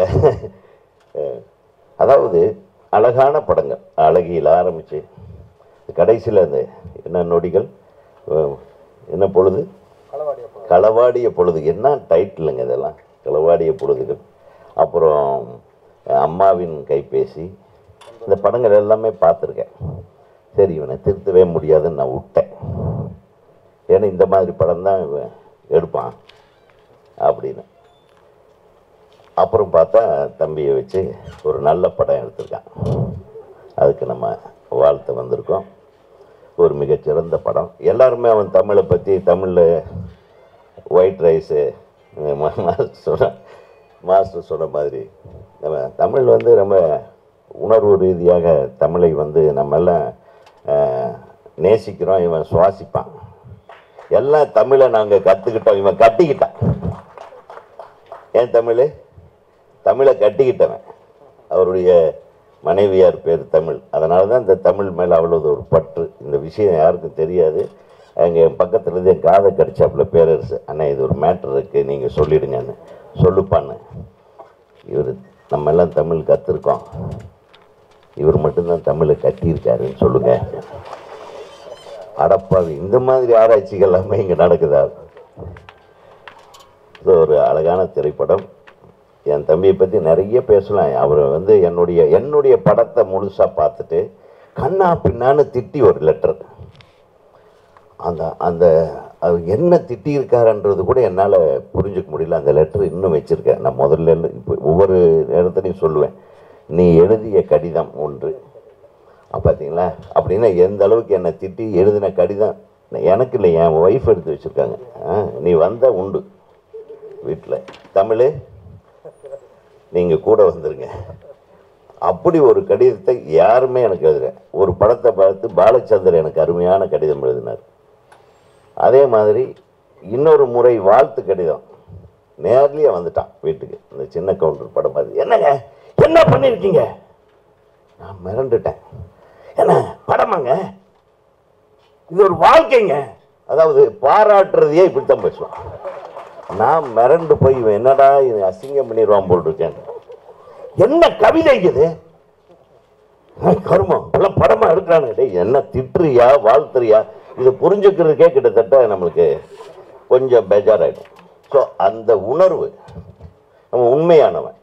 இதுவரையிலும் நான் தமிழ் சினிமாவில் நான் பார்த்த எனக்கு முன்னால் பின்னால் வேணுன்னே புகழ்கிறவங்க, வேணுன்னே வாழ்த்துறவங்க, சும்மா ஆதாயத்துக்காக வாழ்த்துறவன், ஆதாயத்துக்காக புகழ்கிறவங்களெல்லாம் பார்த்துருக்கேன். ஆனால் உண்மையாக திட்டுறவன், உண்மையாக புகழ்கிறவன், உண்மையாக வாழ்கிறவன் ஒரே தம்பி, என்னுடைய அன்பு தம்பி சங்கர் பச்சான். உண்மைக்கு அது விதை. அந்த விதை அற்புதமாக முளைக்கும். முளைச்சிருச்சு. வேரூன்றி ஆள்வோல், வேரூன்றி அருகுபோல், அருகுபோல் வேரூன்றி ஆள்வோல் தலைத்து மிகப்பெரிய ஒரு நடிகனாக வருவான். இந்த மைனஸு ப்ளஸில் மைனஸாக இருந்தால் தான்டா தமிழ் சினிமாவில் ஏற்றுக்குவாங்க. உன்னை எதாவது மைனஸாக சொல்கிறாங்கன்னா கைத்தட்டுறாங்கன்னு அர்த்தம். என்ன விஜய்? அதனால் தைரியமாரு. நீ இப்போ உன்னுடைய பார்வையே ஒரு தைரியமாக தான் இருக்கு. அடுத்து நான் என்ன சொல்ல போகிறேன்னு பார்க்குறேன். அடுத்து என் படத்தில் நீ தான் ஹீரோ, நான் டைரக்ட் பண்ணேன். ஏன்னா நம்ம பிள்ளைகளை நம்ம தான் வளர்க்கணும். ஏன்னா உண்மையாக சொல்கிறேன், ஒரு உள்ளன்போடு தன் பிள்ளைகளை நேசித்த தகப்பன்மார்கள், உண்மையான தகப்பன்மார்கள், உள்ளன்போடு நேசித்த தகப்பன்மார்கள் அறிமுகம் செய்த பிள்ளைகள் எல்லாம் வெற்றி. விஜய் ஆகட்டும், விஜயோட அப்பா எவ்வளவு கஷ்டப்பட்டவர் கொண்டு வந்தார். என் அன்பு சகோதரர் கஸ்தூரிராஜ் அவர் அந்த தம்பியை கொண்டு வர்றதுக்கு எல்லாம் சொன்னாங்க, என்னங்க இப்படி ஒரு கச்சகச்சான ஒரு படம். நான் கூட பார்த்துட்டேன்னு, இந்த ஒரு பாட்டுக்கே படம் ஓடுன்னு சொன்னேன். அதை ஒரு ஞாபகம் இருக்கா இல்லையோ தெரியல. அதனால் நல்ல உணர்வு ரீதியான மனிதர்கள், உண்மையான மனிதர்கள், அவருடைய குழந்தைங்க நிச்சயம் ஜெயிச்சிருவாங்க. நீங்கள் கவலையே படுங்க. அடுத்தது வந்து KS ரவிக்குமார் அவர்கள் இயக்குனர் விக்ரமனோட மகனை அறிமுகப்படுத்துகிறார். அடுத்த படம் அவர், அதுவும் மிகப்பெரிய வெற்றி படமாக அமையும். அதனால் உங்கள் பையன் இனிமேல் டைரக்டர் பசங்க தான் ஹீரோ, அப்போ தான் நம்மளுக்கு பிரச்சனை இல்லாமல் இருக்கும். கரெக்டா? இதுக்கு ஒரு கை தட்ட மாட்டேன்.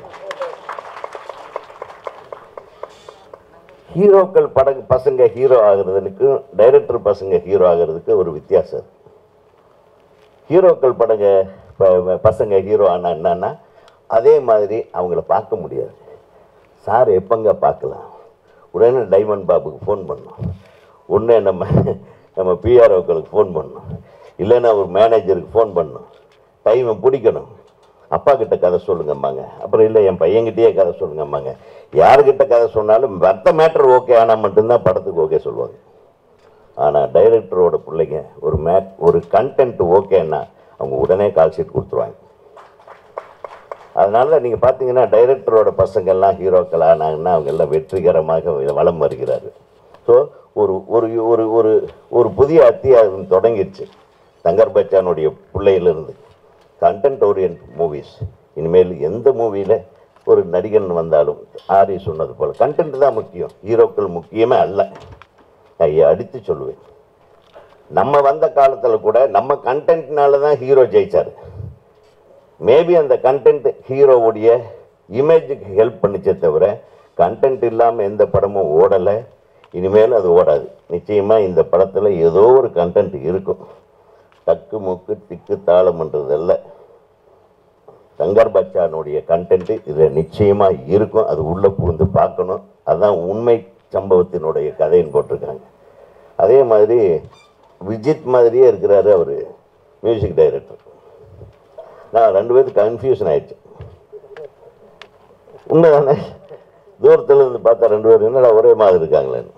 சரி, உங்கள் மியூசிக் ரொம்ப நல்லா இருந்தது. இந்த பாட்டு வெறித்தனமாக நிறைய பேர் பார்த்துட்ருக்குறாங்க யூடியூப்பில். நான் பார்த்தேன், கிட்டத்தட்ட மில்லியன்ஸை கடந்து 2 மில்லியனை கடந்து நான் போட்டு பார்த்தேன். இவர் சொன்னார் ரொம்ப நல்ல ரீச் இருக்கு, ஒரு மிகப்பெரிய ஒரு இசை வெற்றியாகவும் இந்த படம் அமையும். இந்த படத்தில் நடித்த அனைவருக்கும், இதை உன்னோடு தோள் கொடுத்து நின்ற அனைத்து துணை இணை இயக்குநர்களுக்கும், அனைத்து தொழில்நுட்ப கலைஞர்களுக்கும், அனைத்து சக நடிகர் மற்றும் நடிகர் நடிகைகளுக்கும் எனது மனமார்ந்த வாழ்த்துக்களை தெரிவித்து விடைபெறுகிறேன். நன்றி, வணக்கம். தம்பி தங்கர் பச்சானுக்கு என்னுடைய நன்றி. ஒரு நல்ல ஒரு கலைஞனை திரைப்படத்துறையில் அறிமுகப்படுத்துவதற்கு. மகன் விஜித்திற்கு என்னுடைய மனதார்ந்த வாழ்த்துக்கள். இந்த மேடையில் உதிர்க்கப்பட்ட வார்த்தைகள் எல்லாமே மனதில் இருந்து வந்தவை. வழக்கமாக சினிமா மேடைகளில் வர்ற வார்த்தைகள் அந்த நிகழ்வுக்காக இருக்கும். ஆனால் இங்கு பகிரப்பட்ட எல்லா வார்த்தைகளும் மனதின் ஆழத்தில் இருந்து வந்தவை. ஸோ அவங்க சொன்ன அத்தனை வாழ்த்துக்களும் என்னுடைய வாழ்த்தாகவே நான் எடுத்துக்கொள்கின்றேன். இந்த விழா ஒரு படத்திற்கான அறிமுக விழா என்பதை விட ஒரு புது கலைஞனை அறிமுகப்படுத்துகின்ற ஒரு விழாவாக இருக்கிறது. எல்லாரும் தங்கர் பச்சனை பற்றி பேசுனீங்க. எனக்கு தெரியும், அவரோடு நெருங்கி பழகினவர்களுக்கு தெரியும். இதில் இந்த படத்தில் விஜித் இருப்பதற்கு காரணம் ஒன்று என்றால் 99 காரணங்கள் தமிழாக இருக்கிறார். அவங்க பக்கத்தில் நின்னதுதான் மிக மிக முக்கியமான காரணம். தமிழ் நான் பார்க்கல. சரி ஓகே.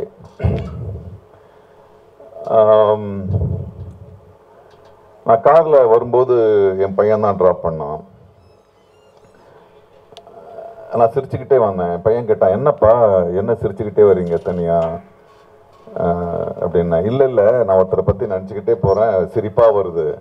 அப்படி என்ன வரும்னா நான் சொன்னேன், தங்கர் பச்சானை நினைச்சாலே எனக்கு சிரிப்பாக வருதுங்க. தங்கர் பச்சானை நான் சந்தித்த முதல் நிகழ்வே ரொம்ப இன்னை வரைக்கும் நான் மறக்கவே மாட்டேன். அரசு திரைப்படக் கல்லூரியில் நான் நடிப்பு பயிற்சி மாணவனாக சேருகிறேன். அப்போ ராகிங் எல்லாம் ரொம்ப உச்சத்தில் இருந்த காலகட்டம். முதல் ராகிங் கருப்பா சுருட்ட முடியோட கொஞ்சம் குட்டையாக வந்தார். ஏய் பேர்ண்ணா sir, my name is Nassar sir. ஏன்னா நான் அப்போ தான் ஒரு 5 நட்சத்திர ஹோட்டலில் வந்து வேலை செஞ்சுட்டு இருந்தேன். ஸோ அதன் காரணமாக எப்பவுமே உடனே அது ஆங்கிலம் தான் வரும். அப்போ தான் கற்றுக்கிட்டது வரும். ஏன் தமிழில் பேச மாட்டேன்? இல்லை ஐயா, என்னுடைய பெயர் நாசர். கிண்டல் பண்ணியா நீ? அப்படி தான் ஆரம்பிச்சது. அந்த படிக்கட்டு கீழே எங்கள் அரசு திரைப்படக் கல்லூரியுடைய கழிப்பறை வந்து மிகவும் பிரசித்தி பெற்றது அதனுடைய நாற்றத்திற்காக. இப்போ எப்படி இருக்குன்னு தெரியல. ஸோ அங்கிருந்து தான் வந்து தங்கர் பச்சான் வந்து எனக்கு ரொம்ப பழக்கம். என்னுடைய வாழ்க்கையிலே மிக மிக முக்கியமான ஒரு காலகட்டம் என்றால் நான் அரசு திரைப்படக் கல்லூரியில் படித்தது தான்.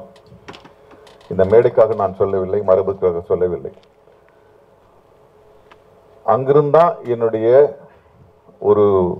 ஒரு புதிய பரிணாமம் உருவாச்சு.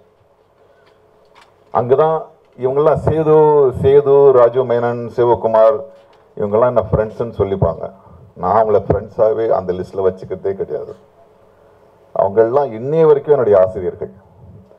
யுக சேது வந்து எனக்கு வந்து ஸ்டோரி போர்ட் எப்படி போடணும், ஸ்கிரிப்ட் எப்படி எழுதணும், எல்லாத்தையுமே அவன் தான் கற்றுக் கொடுத்தான் எனக்கு.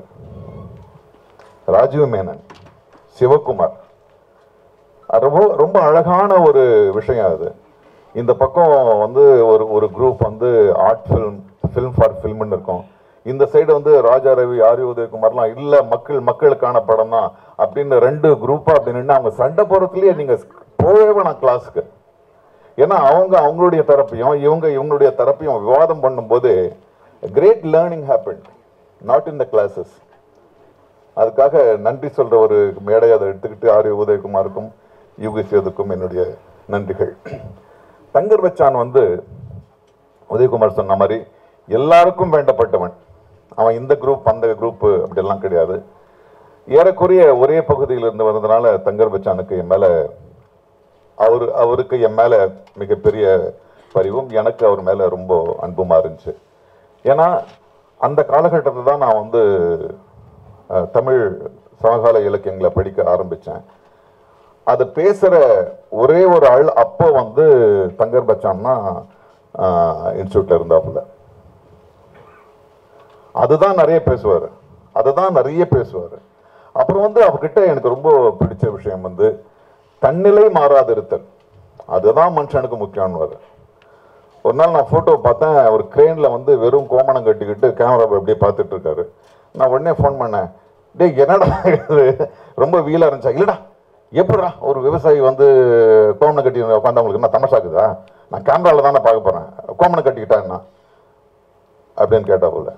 தன்னிலே நான் எனக்கு என்னுள்ள நிறைய மாற்றங்கள் தெரியுது. நான் எப்படி இருந்தேன், எங்கேருந்து வந்தேன், எப்படி மாறி இருக்கேன்னு. ஆனால் தங்கர் பச்சான் கிட்ட மாற்றமே கிடையாது. ஆனால் இது மட்டும் வளர்ந்துக்கிட்டே இருக்கு. இது மட்டும் வளர்ந்துக்கிட்டு இருக்கு. ஸோ அவ்வளவு அற்புதமான ஒரு நண்பன். அவனுடைய இந்த உணர்வுபூர்வமான இந்த விழாவில் வந்து நான் கலந்துக்கிட்டு வந்து ஆக்சுவலாக கடைசி நிமிடம் வரைக்கும் நான் வர்றதா இல்லை. அவன் திட்டிக்கிட்டே இருந்தான். அவனை திட்டுறதுக்கான உரிமை இருக்கு. அவர் திட்டுறது வந்து ரொம்ப அழகானதாக இருக்கும். திட்ட விட்டு பார்த்துக்கிட்டே இருக்கலாம். அது ஒரு என்டர்டெயின்மெண்ட் மாதிரி இருக்கும், அது திட்டாவே இருக்காது. ஸோ எனக்கு வந்து ரொம்ப நெகிழ்வாக இருக்கு. எனக்கு கடைசியில் ஒரு திட்டினான், டே இதெல்லாம் உன் பிள்ளைங்களுக்கு நீ பண்ணியிருக்கணும், ஏன்னா பண்ணல நீ? நான் சொன்னே, அவங்கள முட்டி மோதிக்கிட்டு வர்றாங்க, அது எப்படி அது திமிங்கலம் குட்டி போடும்போது அப்படியே விட்டுச்சுன்னா என்ன ஆகும்? அது தட்டி மேலே எடுத்துன்னு வரலையா? அது எடுத்துன்னு வரணும், அது உன் பொறுப்பு அது அப்படின்னா. அந்த பொறுப்பை நீ ரொம்ப அழகாக பண்ணியிருக்க. விஜித் வந்து எனக்கு சிறு குழந்தையிலிருந்தே தெரியும். விஜித் வந்து முதல்ல வந்து நான் நடிகனாகணும் போது வேணான்னு சொன்னது நான் தான். இல்லடா தம்பி, உங்கள் அப்பா கேமராமேனாக இருக்காரு, டைரக்டர் இருக்காரு, நீ ஒரு கற்றுக்கொள்ளக்கூடிய ஒரு துறையை எடுத்துக்க. ஏன்னா வந்து மற்ற நடிப்பை தவிர மற்ற தொழில்நுட்பங்கள் தான் வந்து உனக்கு வந்து உடனே வந்து ஒரு வாய்ப்பு கிடைக்கும், ஒரு இடம் கிடைக்கும். நீ அதை கற்றுக்க, அதுவாக கொஞ்ச நேரம், அப்புறம் வந்து நடிப்பை பார்க்கலான்னா. இல்லைப்பா நான் வந்து நடிக்கணாதான் ஆகணும். சரி, நான் என்னுடைய கடமை நான் சொல்கிறேன். நான் என்னுடைய குழந்தைகளை கூட நான் அப்படி தான் சொன்னேன், முதல்ல வேறு ஏதாவது பண்ணுங்க, அப்புறமா ஆக்டர் ஆகுங்கன்னு. ஆனால் இந்த காலத்து குழந்தைகள் மிக தெளிவாக இருக்காங்க, மிக தன்னம்பிக்கையோடு இருக்காங்க. நான் நடிகனாகணும், நடிகனாகிற வரைக்கும் எனக்கு வந்து ஒரு குற்ற உணர்ச்சியோட தாழ்வு உணர்ச்சியோடைய ஒரு பெரிய என்ன குத்தகைக்காரனாக தான் இருந்தேன் நான். ஆனால் இன்னைக்கு குழந்தைங்கள்லாம் ரொம்ப தைரியமாக இருக்குது. நான் அந்த பாடல்கள் எல்லாம் பார்த்தேன். அதில் பாடல் நல்லா இருக்கு, அவன் நல்லா அழகாக ஆடி இருக்கான், அவன் வந்து முடிக்கணுமா சரி அப்படின்றத விட நான் அவனுடைய தன்னம்பிக்கையை தான் பார்க்குறேன். தன்னம்பிக்கையை தான் பார்க்குறேன். இன்னைக்கு தினேஷ் மாஸ்டர் மாதிரி உட்காந்து ஒரு நாள் ஃபுல்லாக ஆட விட்டு என்னை கூட ஆட வச்சிடலாம், அது அல்ல. அதை வந்து மனதார அது வந்து அவனுடைய முகத்தில் தெரியுது, அவனுடைய சிரிப்பில் தெரியுது. அந்த தன்னம்பிக்கை நிச்சயமாக வெற்றி பெறும். ஏன்னா தன்னம்பிக்கை தான் அவனுக்கு வந்து முதல் கவலைச்சோறு விஜயத்துக்கு கொடுத்துருப்பான். தங்க பச்சான். எல்லாரும் தமிழை பற்றி பேசுறீங்க, நம்ம வந்து தமிழ்நாட்டில் தமிழ் பேசுறதே ஒரு பாராட்டுதலுக்குரிய ஒரு விஷயமா இருக்கிறது வந்து ரொம்ப நிகழ்வு நிறைய. இது அவங்க பண்ண பெரிய தப்பு. இந்த மேடையில் வந்து என்ன ஆர் உதயகுமார், யூகி சேதுவை மட்டும் பேச விட்டுருக்கணும். ஏன்னா எங்களுக்கெல்லாம் அப்படி ஒரு 100 சீரியல் எடுக்கிற அளவுக்கு எங்களுக்கு வந்து இருக்கு. சொல்லக்கூடியதும் இருக்கு, மறைக்கப்பட வேண்டியதும் இருக்கு, மிகைப்படுத்த வேண்டியதும் இருக்கு. நல்லது. என்னுடைய இது ஒரு குடும்ப நிகழ்வு மாதிரி இருக்கு. உங்க எல்லாருடைய சார்பாக நான் விஜயத்தை மனதார வாழ்த்துகிறேன். அவன் வெற்றி பெற்று மனது நிறைவுற்ற ஏன்னா நான் நிறைய நடிகர்களை பார்க்கும்போது நான் உட்பட அவங்களுக்கு ஏதோ ஒரு நிறைவில்லாத ஒரு தன்மை இருக்கு. அது சார், இது சார், அது வரல சார், இது வரல சார். நிச்சயம் வெற்றியோடு சேர்ந்து மனநிறைவுள்ள நடிகனாக நீ வர வேண்டும் என்பதே என்னுடைய வாழ்த்து. உங்கள் எல்லோருக்கும் என்னுடைய வாழ்த்துக்கள். ஆமாம், இல்லை அந்த விஷயங்கள்லாம் வேணாமா? சரி, ஓகே, அதெல்லாம் சொல்ல வேணான்ட்டாரு. நன்றி, வாழ்த்து. அந்த திரையுலகத்தில் மிக சாதனைகள் படைத்த மனிதர்களோடு இன்றைக்கு மேடையை பகிர்ந்து கொள்வதில் நாங்கள் பெருமை அடைகின்றோம். ஏனென்றால் எங்களுக்கும் திரைத்துறைக்கும் நேரடியான தொடர்பு இதுவரை கிடையாது. எங்களுடைய தொழில்கள் மறைமுகமான தொழில்நுட்பம் சார்ந்த திரைத்துறை சார்ந்தது, ஆனால் நேரடி தொடர்பு கிடையாது. இந்த திரைப்படம் தொடங்கியதே ஒரு மையப்புள்ளி இருக்கின்றது. அது என்னவென்றால், என் நண்பன் ஜார்ஜ் டயஸ், அவருக்கு திரைத்துறையில் மிகவும் ஆர்வம். ஒரு திரைப்படம் கண்டிப்பாக எடுத்து இந்த துறையில் நாம் கால் பதித்து நீண்ட பயணித்தாக வேண்டும் என்கின்ற ஒரு ஆர்வம் ஜார்ஜ் டயஸுக்கு. ஆனால் அவர் வேலை பார்ப்பதோ பல ஆயிரம் மைல்கள் கடந்து நைஜீரியாவில், நான் இருப்பது சென்னை அண்ணா நகரில். எப்படி இதற்கு முதற் புள்ளி வைப்பது என்கின்ற யோசனையில் நாங்கள் இருந்த பொழுது அண்ணன் தங்கர் பச்சான் அவர்களுடைய தொடர்பு எனக்கு கிடைத்தது. ஜார்ஜ் டயஸ்க்கு என் மீது நம்பிக்கை, எனக்கு அண்ணன் தங்கர் பச்சான் மீது நம்பிக்கை. அதனால் ஜார்ஜ் டயஸ்க்கும் எனக்கும் அண்ணன் தங்கர் பச்சான் மீது முழு நம்பிக்கை. இந்த விஷயத்தில் அந்த புள்ளியில் தொடங்கியது தான் இந்த திரைப்படம். ஜார்ஜ் டயஸின் எண்ணத்தில் உதித்தது தான் இந்த திரைப்படம். இதில் என்னுடைய பங்கு என்பது ஒரு சிறிய பங்கு தான். இதை அதாவது என்னுடைய வாழ்க்கையை பொறுத்த வரைக்கும் சொல்ல வேண்டுமென்றால், எந்த துறையும் எந்த முன்னெடுப்பையும் நானாக எடுத்ததில்லை. யாரோ ஒரு இழுத்து உள்ளே விட்டிருக்கிறார்கள். அதே போல இப்பொழுது என் நண்பன் இதை இழுத்து என்னை இது உள்ளே விட்டு விட்டான் திரைப்படத்துறையில். அண்ணன் மீது நம்பிக்கை வைத்து ஒரு படியையும் நாங்கள் எடுத்து வைத்தோம் இந்த திரைப்பட தயாரிப்பில். அண்ணன் அவர்களோடு பழகுவதை பற்றி சொல்லும் பொழுது, இப்போ அவரோடு படித்தவர்கள், அவரோடு இந்த திரைத்துறை சார்ந்தவர்கள் பலவிதமான உணர்வுகளை பகிர்ந்து கொண்டார்கள். முற்றிலும் உண்மை. அவர்களுடைய ஒரு நகர்வும் ஒரு பேச்சும் உணர்வு சார்ந்தது. அவருக்கு அலுவலகம் ஏற்படுத்தி கொடுத்தோம். எனது அலுவலகத்தை ஒரு பகுதியை பிரித்து கொடுத்திருந்தோம். அவர் அலுவலகத்தை பராமரிப்பதே ஒரு அழகு. அவர் முன்னே உட்கார்ந்து அவருடன் பேசும் பொழுது தேநீர் அருந்துகின்றோம் என்றால் அது ஒரு தனி சிறப்பு அழகு. அவருடன் ஒரு சில நேரம் பேசிக்கொண்டிருக்கின்றோம் என்றால் அது ஒரு தனி உணர்வு. இதை போல்தான் அண்ணனுடன் எங்களுக்கு இந்த திரைப்பட பயணம் இருந்தது. குறிப்பிட்ட நாட்கள், இவ்வளவு நாட்கள் இந்த திரைப்படம் எடுத்து முடிக்க வேண்டும் என்று ஒரு முடிவெடுத்து அதை தொடங்கி அந்த நாட்களில் படத்தை முடித்து கொடுத்தார். அது மிக மிக அதாவது அவர் சொல்லும் பொழுது எங்களுக்கே ஆச்சரியமாக இருந்தது. ஏன்னா இதில் பலவிதமான அம்சங்கள் இருக்கின்றன. இது ஒரு கூட்டு முயற்சி. தொழில்நுட்ப கலைஞர்கள், இசைக்கலைஞர்கள், கதாநாயகர்கள், கதாநாயகி பலரையும் இணைத்து இந்த குறிப்பிட்ட காலகட்டத்திற்குள் இது ஒரு படத்தை எடுத்து முடிப்பதுங்கிறது ஒரு மிகப்பெரிய கூட்டு முயற்சி. இதை மிக வெற்றிகரமாக எடுத்து கொடுத்தார். இந்த நம்பிக்கை, எனது தந்தை சிறிய வயதில் சொல்வார், நம்பிக்கை தான் வாழ்க்கை என்று. அதன் அடிப்படையில் தொடங்கிய படம் இது. கண்டிப்பாக எங்களுடைய இந்த நம்பிக்கை வெற்றி பெறும். உங்களுடைய வாழ்த்துக்கள் அனைத்துக்கும் எங்களுடைய நன்றி. இதில் ஒரு திருப்பு முனையாக அமைந்தது சோனி மியூசிக் நிறுவனத்தின் இந்த முன்னெடுப்பு. இந்த இசை பாடல்களை அவர்கள் எடுத்துக்கொண்டு இதை வெளியிடுவதற்கு அவர்கள் முன் வந்தது எங்களுக்கு ஒரு திருப்பு முனையாக இருக்கின்றது.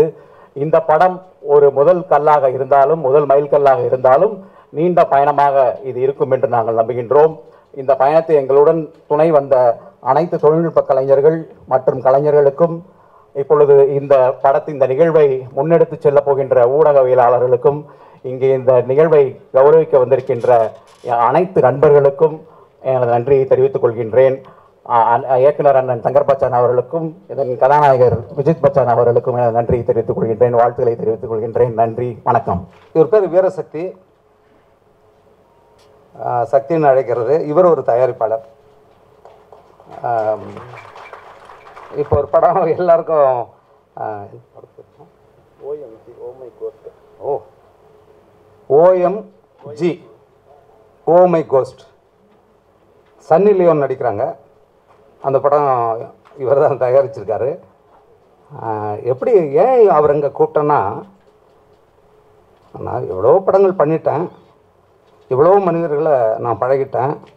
எனக்கு ஒரு உண்மையான தம்பி, மிகச்சிறந்த மனிதன், மிகச்சிறந்த மனசு. இப்படிப்பட்ட தயாரிப்பாளர்கள் தழைக்கணும். என்னுடைய தயாரிப்பாளர்கள் அப்படி, அவங்க 2 பேரும்.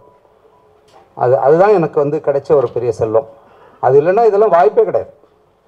அது மாதிரி சக்தி, நீங்கள் வரணும். நீங்கள் என்ன சொல்ல வரீங்களோ சுருக்கமாக சொல்லிட்டு பண்ணுங்கள். அதாவது தங்கரனோட ஒரு 12 அனைவருக்கும் வணக்கம். நான் அந்த டைம் ஆகி போச்சுங்கிறது அந்த பதஷ்டம் எனக்கு ஒட்டிக்கிச்சு. தங்கரனோட 11 ஆண்டுகள் வந்து பழகியிருக்கேன். 2 நிமிஷத்தில் சொல்லி முடிச்சுக்கிறேன். முதல்ல 11 வருஷத்துக்கு முன்னாடி வீட்டுக்கு போய் அண்ணனை பார்க்குறது பெல் அடித்தேன். பெல் அடித்த உடனே எல்லோரும் என்ன சொல்லுவாங்க, வா வா அப்படிம்பாங்க. இது எதுவுமே சொல்லலை. கதவை திறந்தவொடனே முதல் வார்த்தை அறிவு இருக்கா அப்படின்னு முதல் கேள்வி கேட்டார். என்னடா வீட்டுக்கு வந்த ஆள் அறிவு இருக்கான்னு கேட்ட ஒரே ஒரு, ஆனால் அதுக்கப்புறம் தான் அந்த உண்மை அர்த்தம் தெரியும். என்னென்னா, ஒரு ஃபோன் பண்ணிட்டு வந்திருந்தா மதியானம் சாப்பாடு பண்ணி வச்சுருப்பேன்ல, நீ பாட்டு இப்போ வந்து நிற்கிற அப்படின்னாரு. நான் வெஜ்ஜு, பியூர் சைவம். அதனால் வந்து அண்ணன் வீட்டில் நான்வெஜ்ஜு. முதல்ல வீட்டுக்கு போனப்போ உருளைக்கிழங்கு பொரியலையும் ரசத்தையும் வச்சு போட்டுட்டு சொல்லிட்டு வந்து நான் நல்ல சாப்பாடு கொடுத்துருக்கலாம்ல அப்படின்னு சொல்லி அண்ணிட்ட வந்து அறிமுகப்படுத்தி வச்சாங்க. அது எல்லாரும் என்கிட்ட கேட்குற முதல் கேள்வி, எப்படி ஒரு தங்கரனோட ஒரு 11 வருஷம் வண்டி ஓட்டுற, ஒரு மனித வெடிகுண்டு மாதிரியாச்சு, எப்போ வெடிப்பான்னு தெரியாது அப்படின்னு என்ன கேட்பாங்க. உண்மையாலுமே எனக்கு தெரிஞ்சு ஒரு வெள்ளந்தின்னு ஒரு வார்த்தை இருக்குல்ல, மனசில் எதுவுமே இல்லாத ஒரு வெள்ளந்தி அப்படிம்பாங்க. அந்த வார்த்தை வந்து முழுமையாக அண்ணனுக்கு மட்டும்தான் பொருந்தும். ஏன்னா விஜயத்தை வந்து இதை வந்து வாழ்த்துற டைம் முதல்ல ஒரு 1 லட்ச ரூபா பணம் கொடுத்து பெரிய முதல் நடிகராக வரணும்னு சொல்லி வாழ்த்துன ஒரு ஆள் வந்து விஜயத்துக்கு வந்து நான் அப்படிங்கிறப்ப, அதுக்கப்புறம் தான் வந்து இந்த படம் கமிட் ஆகி எல்லாமே வந்தது. அதனால் வந்து அண்ணன் கூப்பிட்டது வந்து நல்ல மனசுள்ளவங்க வந்து விஜயத்தை வாழ்த்தணும் அப்படின்னாரு. இல்லைன்னா நம்ம வீட்டு விசேஷத்துக்கு நம்ம வந்து வராமல் எங்கன்னு கண்டிப்பாக வந்துடுறேன். கண்டிப்பாக விஜயத் வந்து ஒரு பெரிய ஆளாக வளருவான் அப்படிங்கிற நம்பிக்கை எனக்கு உண்டு, உங்களுக்கு உண்டு. நம்ம எல்லாரோட வாழ்த்துக்கள் வந்து அந்த பையனோட வெற்றி எல்லாரும் வந்து பார்க்க போகிறோம். நன்றி, வணக்கம். என்னோட தயாரிப்பாளருக்கு தான் நான் நன்றி சொல்லணும். ஏன்னா என்கிட்ட ஒரு ஃபோட்டோ பார்க்கல, நான் நடித்தது எதுவுமே பார்க்காம நேராக பூஜையில் தான் நான் அவரை சந்தித்தேனே. என்னை நம்பி ஒரு முதலீட்டு போட்டிருக்காரு. அதை சரியாக பண்ணணும்னு பண்ணியிருக்கேன். நீங்கள் தான் பார்த்து சொல்லணும். 2வது என்னோடய அப்பா பற்றி சொல்லணும். எனக்கு படமோ இல்லையோ, அவருக்கு ஏதோ முதல் படம் மாதிரி ரொம்ப எக்ஸைட்டடாக இருக்கார். இல்லை, நீங்கள் எவ்வளோ பெரிய ஆளாக இருந்தாலும் உங்கள் பையன் வரும்போது அது முதல் படம் தானே. அழகி படம் கூட இவ்வளோ பெருசாக டென்ஷன் ஆகிருக்க மாட்டீங்க போல். அதான், நான் அப்பாவை பாராட்ட ஒன்றும் இல்லை, நிறையா கஷ்டப்படுத்தியிருக்கேன். பட்டு சரி பண்ணிடலாம் அது. அப்புறம் நம்பிக்கையாக இருந்த என் அம்மாவுக்கு ரொம்ப நன்றி. நான் எப்பப்போ கான்ஃபிடென்ஸை லூஸ் பண்ணுறனோ ஒரு இதுலேயும் அவங்க துணையாக இருந்திருக்காங்க. முக்கியமானது கஸ்தூரி ராஜா சார் பற்றி நான் பேசலை, வெற்றிமாறன் சார் கிளம்புறதுனால அவசரமாக சொன்னேன். சார் கூட முன்னாடியே நான் அவர் வீட்டுக்கெலாம் போய் பேசியிருக்கோம் கதை எல்லாமே. எனக்கு அவர் பையனை ரொம்ப பிடிக்கும், தனுஷ் சாரை. நான் எப்போதும் அவரை பற்றி தான் கேட்டுட்ருப்பேன், அவர் எப்படி உருவானார் என்ன ஏதுன்னு. அவர் கையாலேயே என்னை அறிமுகப்படுத்தினது எனக்கு ரொம்ப சந்தோஷமான ஒரு விஷயம். அதுவும் தனுஷ் சாரோட அப்பா. எந்த படத்தை நான் ரசித்தனோ வெற்றிமாறன் சார் 2 பேர் கையில் அறிமுகம் ஆகிறது எனக்கு ரொம்ப சந்தோஷமான விஷயம். முக்கியமானது தரன் சார், தரன் அண்ணா சார்ன்ற தரன் அண்ணா வந்து 3 பாடலும் 3 வித்தியாசமாக தந்திருக்காரு. ரொம்ப நன்றிண்ணா பண்ணதுக்கு. அடுத்து நான் அவசரமாக முடிச்சானோ, நான் நிறையா ப்ரிப்பேர் பண்ணிட்டு வந்தேன், அது கடைசியில் விட்டதுனால. அடுத்தது வந்து தினேஷ் மாஸ்டர் சொல்லி ஆனோம். நான் வந்து எப்போதும் பொதுவாக மானிட்டர் பார்க்க மாட்டேன், ஏன்னா நான் ஒரு தேட்டர் ஆர்டிஸ்ட் இல்லை. நான் அப்படி தான் ப்ராக்டிஸே பண்ணது, மானிட்டர் பார்த்ததில்லை. நான் கொஞ்சம் அதிகமாகவே பண்ணுவேன். அவர் எப்படி அளவாக கேமராவில் பண்ணுறது என்ன ஏதுன்னுன்றது மாஸ்டர்கிட்ட தான் கற்றுக்கிட்டேன். இப்போ பாட்டு இவ்வளோ நல்லா வந்திருக்கு, யூடியூப்பில் அவ்வளோ மில்லியன் வியூஸ் வருது, நிறையா பேர் டிக்டாக்லாம் பண்ணுறாங்கன்னா அதுக்கு முழு காரணம் நம்ம மாஸ்டர் தான். ரொம்ப இந்த லைனை ட்ரெயின் பண்ணுவாங்க தெரியுமா, லைனை ட்ரெயின் பண்ணுறவர் வந்து லைன் வந்து நம்பும், அவர் ஒரு நம்பிக்கை வச்சுருந்து தான் அவர் எதுவும் பண்ணாது. நான் லைனுன்னு சொல்லலை, ஒரு நம்பிக்கை. அது மாதிரி ட்ரெயினருக்கும் மாஸ்டருக்கும் எனக்கு. அவர் எதுவுமே பேச மாட்டார், அமைதியாக இருப்பார், சொல்ல வேண்டியது சொல்லுவார். அதுலேயே எனக்கு புரிஞ்சிடும் அது எப்படின்னு எனக்கும் தெரியல. நானும் இது வரைக்கும் ஆடி இருக்கேன், ஆனால் நிறைய விஷயம் கற்றுக்கிட்டேன் மாஸ்டர்கிட்ட. அதே மாதிரி சில்வா மாஸ்டர்கிட்ட யதார்த்தத்தை கற்றுக்கிட்டேன். எப்போதும் யதார்த்தம்னா அடித்தே சொல்லி தந்தார், நீங்கள் படத்தை பார்த்தா தெரியும். அடுத்த டெக்னீஷியன் கேமராமேன் பிரபுண்ணா, சிவபாஸ்கர் 2 பேருக்கும் ரொம்ப நன்றி. அழகான என்னை ரொம்ப அழகாக காமிச்சிருக்கீங்க.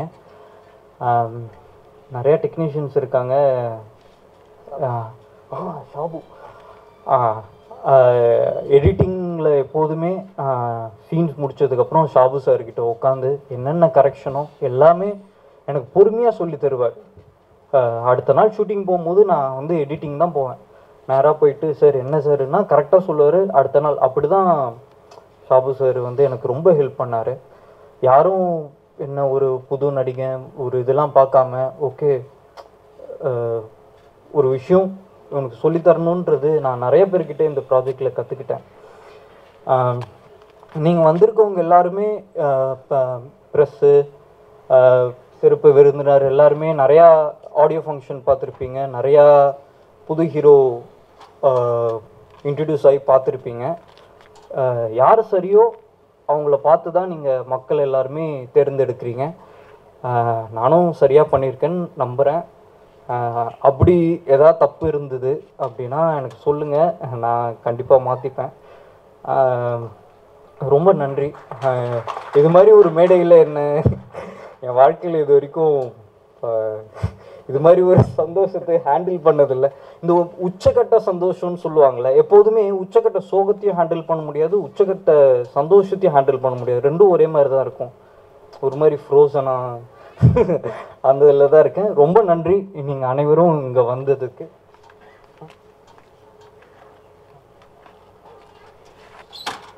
ஆமாம், எனக்கு கேமரா சொல்லி தந்த ஜிபி சார், அபிலாஷ் அக்கா, ஜெயக்குமார் மாஸ்டர், அப்புறம் கிஷோர் மாஸ்டர் எனக்கு டான்ஸ் கற்று தந்தவர். அவர் இறந்துட்டார், அவர் தான் இதெல்லாமே எனக்கு சொல்லி தந்தார். முக்கியமானது ஜெயராவ் சார், தேட்டர் லேபில் நான் ஆக்டிங் கற்றுக்கிட்டேன்.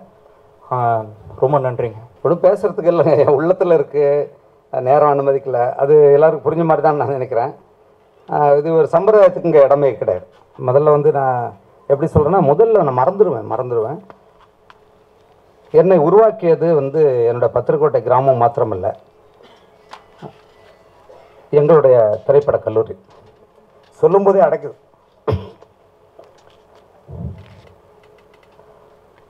அந்த கல்லூரிக்கு வந்து பெரிய பங்கு இருக்குது தமிழ் துறையில். அது பெரிய வியப்புக்குரிய ஒரு இடம். இன்றைக்கு அந்த கல்லூரியெல்லாம் காணாமல் போய்கிட்டு இருக்கு. 412 ஏக்கர் இப்போ வெறும் 12 ஏக்கராக இருக்கு. அதெல்லாம் பெரும் கொடுமை. என்னை போன்ற எவ்வளவோ பிள்ளைகளை உருவாக்க வேண்டிய ஒரு இடம் இன்றைக்கு வந்து செதஞ்சு போய்கிட்டு இருக்கு. அது ரொம்ப வருத்தத்துக்குரிய செய்தி. ஆனால் நான் அதை விட்டுட்டுங்க வந்துட்டேன். டக்கு முக்கு டிக்கு தாளம், டக்கு முக்கு டிக்கு தாளம். தாளம் அந்த ரிதம் மாறிக்கிட்டே இருக்கு. அதுதான் அந்த படம். இது நான் வந்து ஒரு செய்தித்தாளில் படித்த ஒரு செய்தி. எனக்கு நான் அங்கேயே நின்றுட்டேன். ஒருத்தன் பணம் கொட்டி கிடக்குது, அவனால் நிம்மதியாக வாழ முடியல, அவனுக்கு சந்தோஷம் இல்லை. இன்னொருத்தன் பணத்தை தேடிக்கிட்டே இருக்கான், பணம் இல்லாதால அவனால் வாழ முடியல. இதுதான் இந்த பணம் எப்படியெல்லாம் வேலை காட்டுது எல்லாரையும். பிறகு கடைசியாக ஒரு கட்டத்துக்கு அது புரிய வைக்குது வாழ்க்கையை. ரொம்ப நகைச்சுவையோட அடுத்த காட்சி என்ன பரபரப்போட ஓடக்கூடிய ஒரு கதை இது. எனக்கு ஆசையாக இருக்குது. என்னென்னா கல்யாண பரிசு, அமரதீபம், நெஞ்சில் ஒரு ஆலயம், நெஞ்சம் மறப்பதில்லை, இப்படி போன்ற ஒரு கிளாசிக்கலில் எடுத்த ஒரு ஸ்ரீதர் காதலிக்க நேரமில்லைங்கிற ஒரு படத்தை எடுத்தார். அது இன்றைக்கும் காணக்கூடிய ஒரு படமாக இருக்குது. அடுத்து உத்தரவண்டி உள்ளேவா எடுத்தார். பாலச்சந்தர் தில்லுமுல்லு போன்ற படங்கள் எடுத்தார். பாலுமகேந்திரா எடுத்திருக்கார், மகேந்திரா எடுத்திருக்கார். இப்படிப்பட்ட கலையை நேசித்த இயல்பான இயக்குநர்கள் இன்னொரு பக்கத்தையும் பண்ணியிருக்கேன். அதுதான் நான் பண்ணியிருக்கேன். இங்கே நான் பதிவு செய்ய வேண்டியது வேறு ஒன்றுமே கிடையாதுங்க. நான் வந்து ஒரு தீவிரமான ஒரு எம்ஜிஆர் ரசிகன். எங்கள் பக்கத்து ஊரில் 3 கிலோமீட்டர் நடந்து வந்தாலும் அது செருப்பில்லாத கால்கள், 6 வயசு 7 வயசில் ஓடி வருவோம். 2 தேட்டரில் அதில் எதில் அதிக சண்டை இருக்கோ அந்த படம் தான் பார்க்குறது. ஆனால் கையில் ஒரு படம் பார்க்குற அந்த 30 பைசா தான் இருக்கும். அதில் ஒருத்தன் சொல்லியிருப்பான், இதில் 5 சண்டைன்னுவான், இதில் 4 சண்டை, அப்போ 5 சண்டைக்கு போ. அங்கே போனால் சும்மா கட்டி பொருள்றதெல்லாம் ஒரு சண்டைன்னு கணக்கு சொல்லிட்டு இருப்பான், காசே போச்சு. இப்படி வளர்ந்த ஒருத்தன் திரைப்படக் கல்லூரி எங்களை மாற்றுது. அதெல்லாம் கற்றுக்கிட்டு வந்தாச்சு. மக்களுக்கு பொழுதுபோக்கு தாங்க மிக முக்கியம். உழைக்கும் மக்களுக்கு, பணம் உள்ளவனுக்கு எந்த வகையில் இருக்கும், உழைக்கும் மக்களுக்கு என்ன இருக்குது, அதை முறையாக சரியாக திரைப்படக்கலை செய்து அது அதனுடைய எல்லை மீறாமல் செய்யணும். அப்படிதான் இந்த படத்தை நான் பண்ணியிருக்கேன். கடைசியாக அது என்னுடைய படமாக இருக்கும். நான் எங்கே போய் வந்தாலும் கடைசியாக அது சொல்கிற செய்தி, அதுக்குள்ளே ஒரு செய்தி இருக்குது, அவ்வளோதான். அந்த விஜித்தை வந்து என் பையங்கிறதால நான் அவனுக்கு கதாநாயகன் ஆக்கலை. முதல்ல அவனுக்கு என் கூட படம் பண்ணவே பிடிக்கல. நான் பண்ண மாட்டேன் இல்லட்டா நான் 5-6 ஆண்டுகளுக்கு முன்னாடியே நான் வச்சு பண்ணியிருப்பேன். உங்கள் இயக்கத்தால் நான் நடிக்கவும் மாட்டேன்னு இருந்தான் கடைசி வரைக்கும். சரி நீ போயிட்டு வா, எங்கே போனாலும் வா. கதையை கேட்டு அழுத்து போய் ஒரு நல்ல ஒரு, அதாவது எடுத்து பெரிய வெற்றி கண்ட படங்களும் இருக்குது, விஜயத்துக்கு வந்த படங்கள், காணாமல் போன படங்களும் இருக்குது. ஆனால் என்னுடைய வாழ்க்கையில் அந்த நேரத்துக்கு வந்து இது பெரிய தோல்வி மாதிரி தெரியும். பின்னாடி அதுவே மிகப்பெரிய வெற்றியாக இருக்கும். விஜயத்து கவனிச்சுக்க, அதெல்லாம் உனக்கு மிகப்பெரிய வெற்றியாக பின்னாடி தெரியும். நான் உனக்கு சொல்லக்கூடிய செய்தி ஒன்று தான், வேறு ஒன்றுமே கிடையாது. இப்போ நான் இன்னைக்கு போட்டிருக்கிற இந்த உடை, இந்த இப்போ போய் நான் சாப்பிட போகிறேன், அந்த உணவு, பிறகு தான் ஒரு காரில் ஏறி வீட்டுக்கு போகிறேன், அந்த சாலை போட்டு கொடுத்தவன், இந்த குப்பையை ஆள்றவங்க, நம்ம வாழக்கூடிய அந்த வீடை கட்டி கொடுத்தவன், இவங்களுடைய பிள்ளைகள் காலங்காலமாக அதுங்க அங்கேயே தான் இருக்காங்க. அவங்கள பற்றி நினச்சிப்பார். நீ உன்னோட ஊதியத்தில் ஒரு 10 விழுக்காடு, 100 ரூபா சம்பாதிச்சா 10 ரூபாய் அவங்களுக்கு, அந்த பிள்ளைகளுக்கு நீ ஒதுக்கணும்.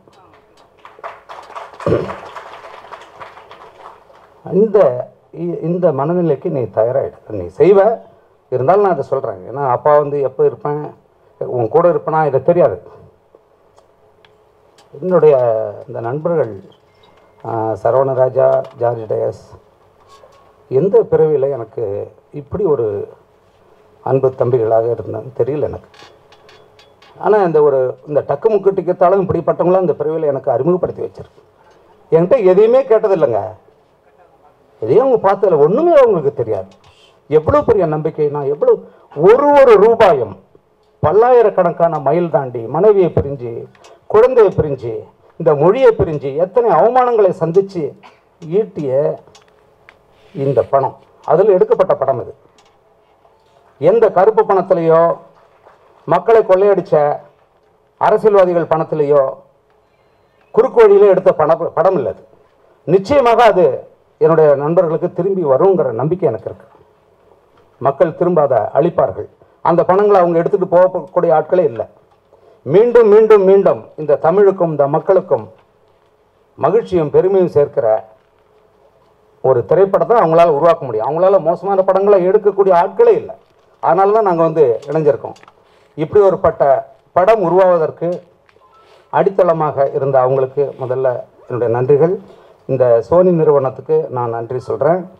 அதையும் தாண்டி என்னுடைய அழைப்பை ஏற்று எவ்வளோ பெரிய காரியங்கள், ஒரு ஒரு ஒரு மணித்துளியும் அவ்வளோ முக்கியம். நான் என்ன செய்ய போகிறேன், இவங்களுக்கெல்லாம்